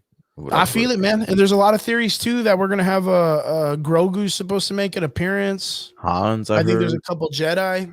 If there's a Jedi, who do you want to show up? I Give it to mean, me. obviously Luke. I mean, why Oh, not man. Luke? The Amethyst Man. Listen, if I heard if anybody shows up, I want Han Solo to show up. Well, Han Solo. Yeah. Oh, that So would be rad, dude. The young one, so or I mean, give me it's gonna be either hard to one. get Harrison Ford. Well, no, because and this is a No, he'd be spoiler. old, I don't right? want to spoil it though. I don't want to spoil it. It'd be cool. I mean, What's I'm not the spoiling. but what, no? Who cares? What's the chick? What have you seen the Solo movie? Yeah. What's the chick's name? The one that is now working for Fuck, I forgot her name. I know who you're talking about, but you're talking about the Game of Thrones chick. yeah. She's supposed to be in this show. Is she really? Yes. Oh, that is so rad. Cool. I'll tell you right Like now. We're looking at the black chick from the Solo movie. I can't remember her name. Kira. Yes. Kira, Qira. Yes. Kira, Emily Clark. Her name is Celia. Yeah, I think it's the major character in the Solo movie, like his love interest. Whoever that is, I can't remember her name. I'm sorry, but she's supposed to Kira. be showing up in this series, and that leads to Darth Maul. That leads to Han Solo. That leads to a bunch of people that could show up in this show. So I'm looking forward to some of those rumors being true. Any possibility we get fucking Mace Windu? So I kind of figured that's where you were going with this. Yeah. And I hope you're right. Again, we are on the same page. We are on the same page with this. Whenever there is an opportunity for there to be a cameo or a reveal of a Jedi, my first instinct is to think that hopefully it's Mace Windu. Dude, man, because fuck, we got Tobey Maguire and Andrew Garfield. Come the fuck Why on, not, man. Why not? Why not, dude? Why not? I think that would be the most coolest fucking cameo and return of any character in Star Wars. I would instantly deem this show the best show ever on the face of the planet. And it's not because it's Samuel Jackson. It's not. It's kind of that. For me, it's not. For me, it's the idea knowing that was the most hardcore fucking Jedi to ever fucking rule. Yeah. Not Samuel Jackson himself. I mean, Samuel Jackson's cool as fuck. No. I know for the baddest motherfucker to be the baddest motherfucker in Star Wars. With a wallet that says but then for him to show up and be all like battle scarred, maybe be like almost like an opposite of Vader, have like an android arm but be a Jedi and be fucking like, yo, what's up? Where's Anakin? Give me that ass. Like I would be like, oh, okay, sir. Yeah, you're about that's right, because like that would be his main goal. He'd be all about Anakin. He would want to be all up in that ass, man. He'd be on Anakin's ass. Yeah, he's gonna be all. He's gonna be where the fuck is that boy? Where the fuck is that Jedi Knight? Because he is not a master of nothing. But he only has one hand, though. I'm sure you get a droid hand, but I mean, like, oh, dude, straight up. Oh yeah, he got his arm cut off, right? Yeah. Yeah, he got his shit cut off, and then he got hit with lightning bolt. He would only have one arm, so I guess he would have a droid. Anakin.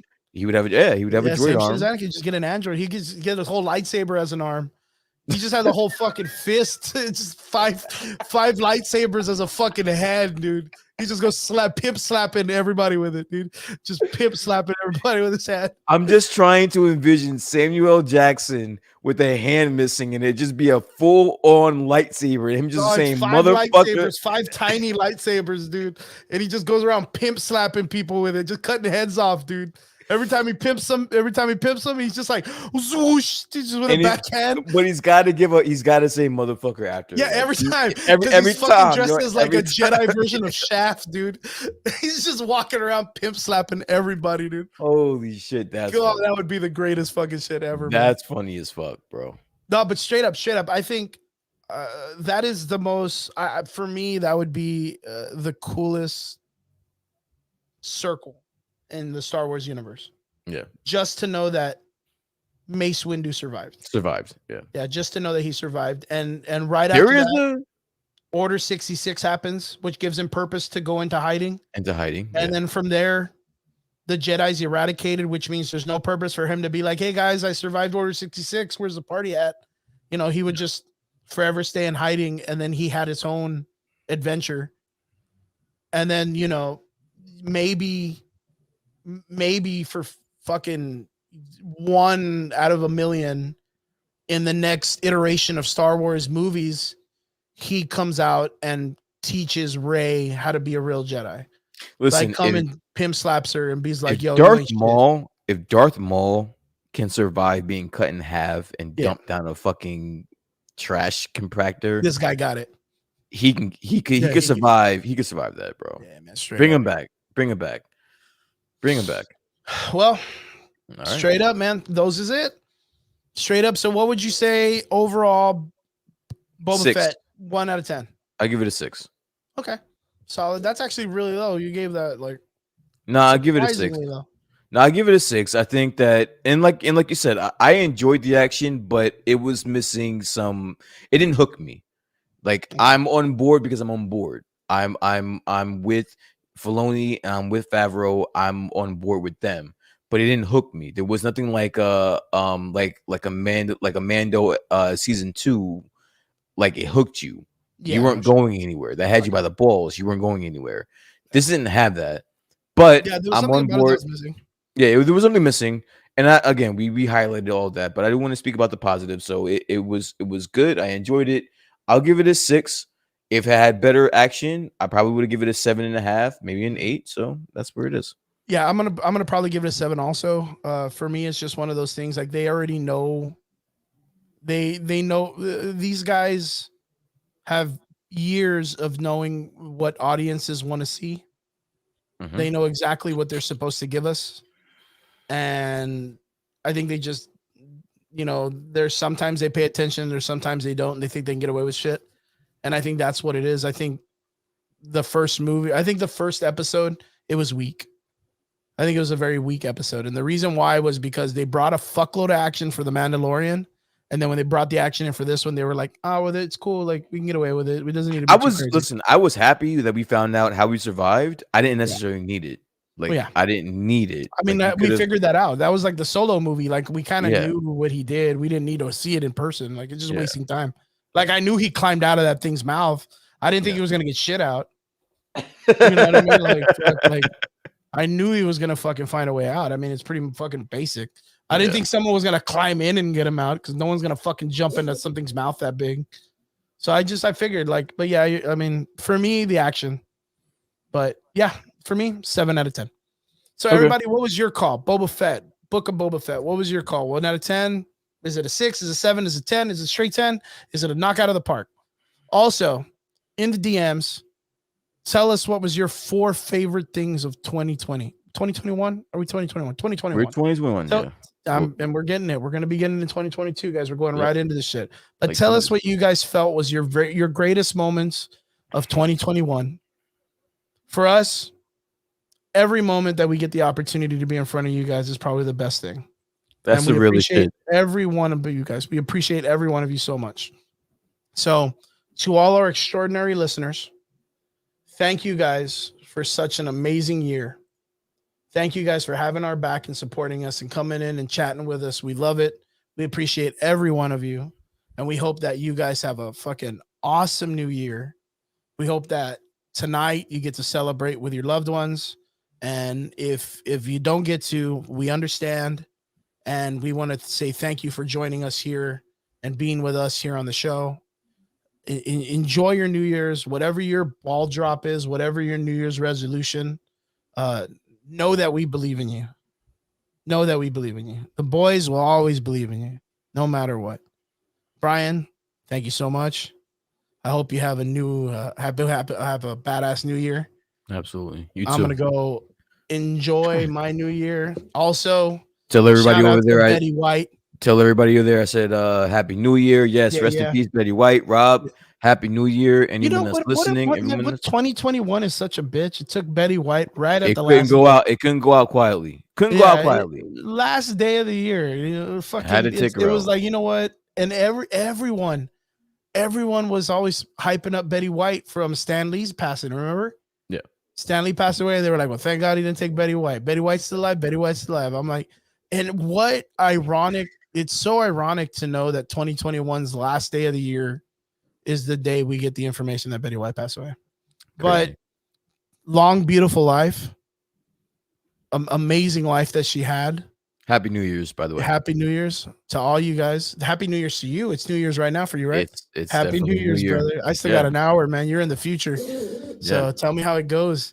Happy New Year's, boys. Happy New Year's, Brian, out there in Jersey. in New York land, everybody's gonna celebrate and pop fireworks, man. I hope that you have a safe time. I can hear it Go downstairs get with your already. family. Yeah. Go get with all your stuff, guys. Yeah. Thank you so much for tuning into the show. We appreciate you. You guys have a happy New Year. We'll see you in 2022. Laters. Peace. Let's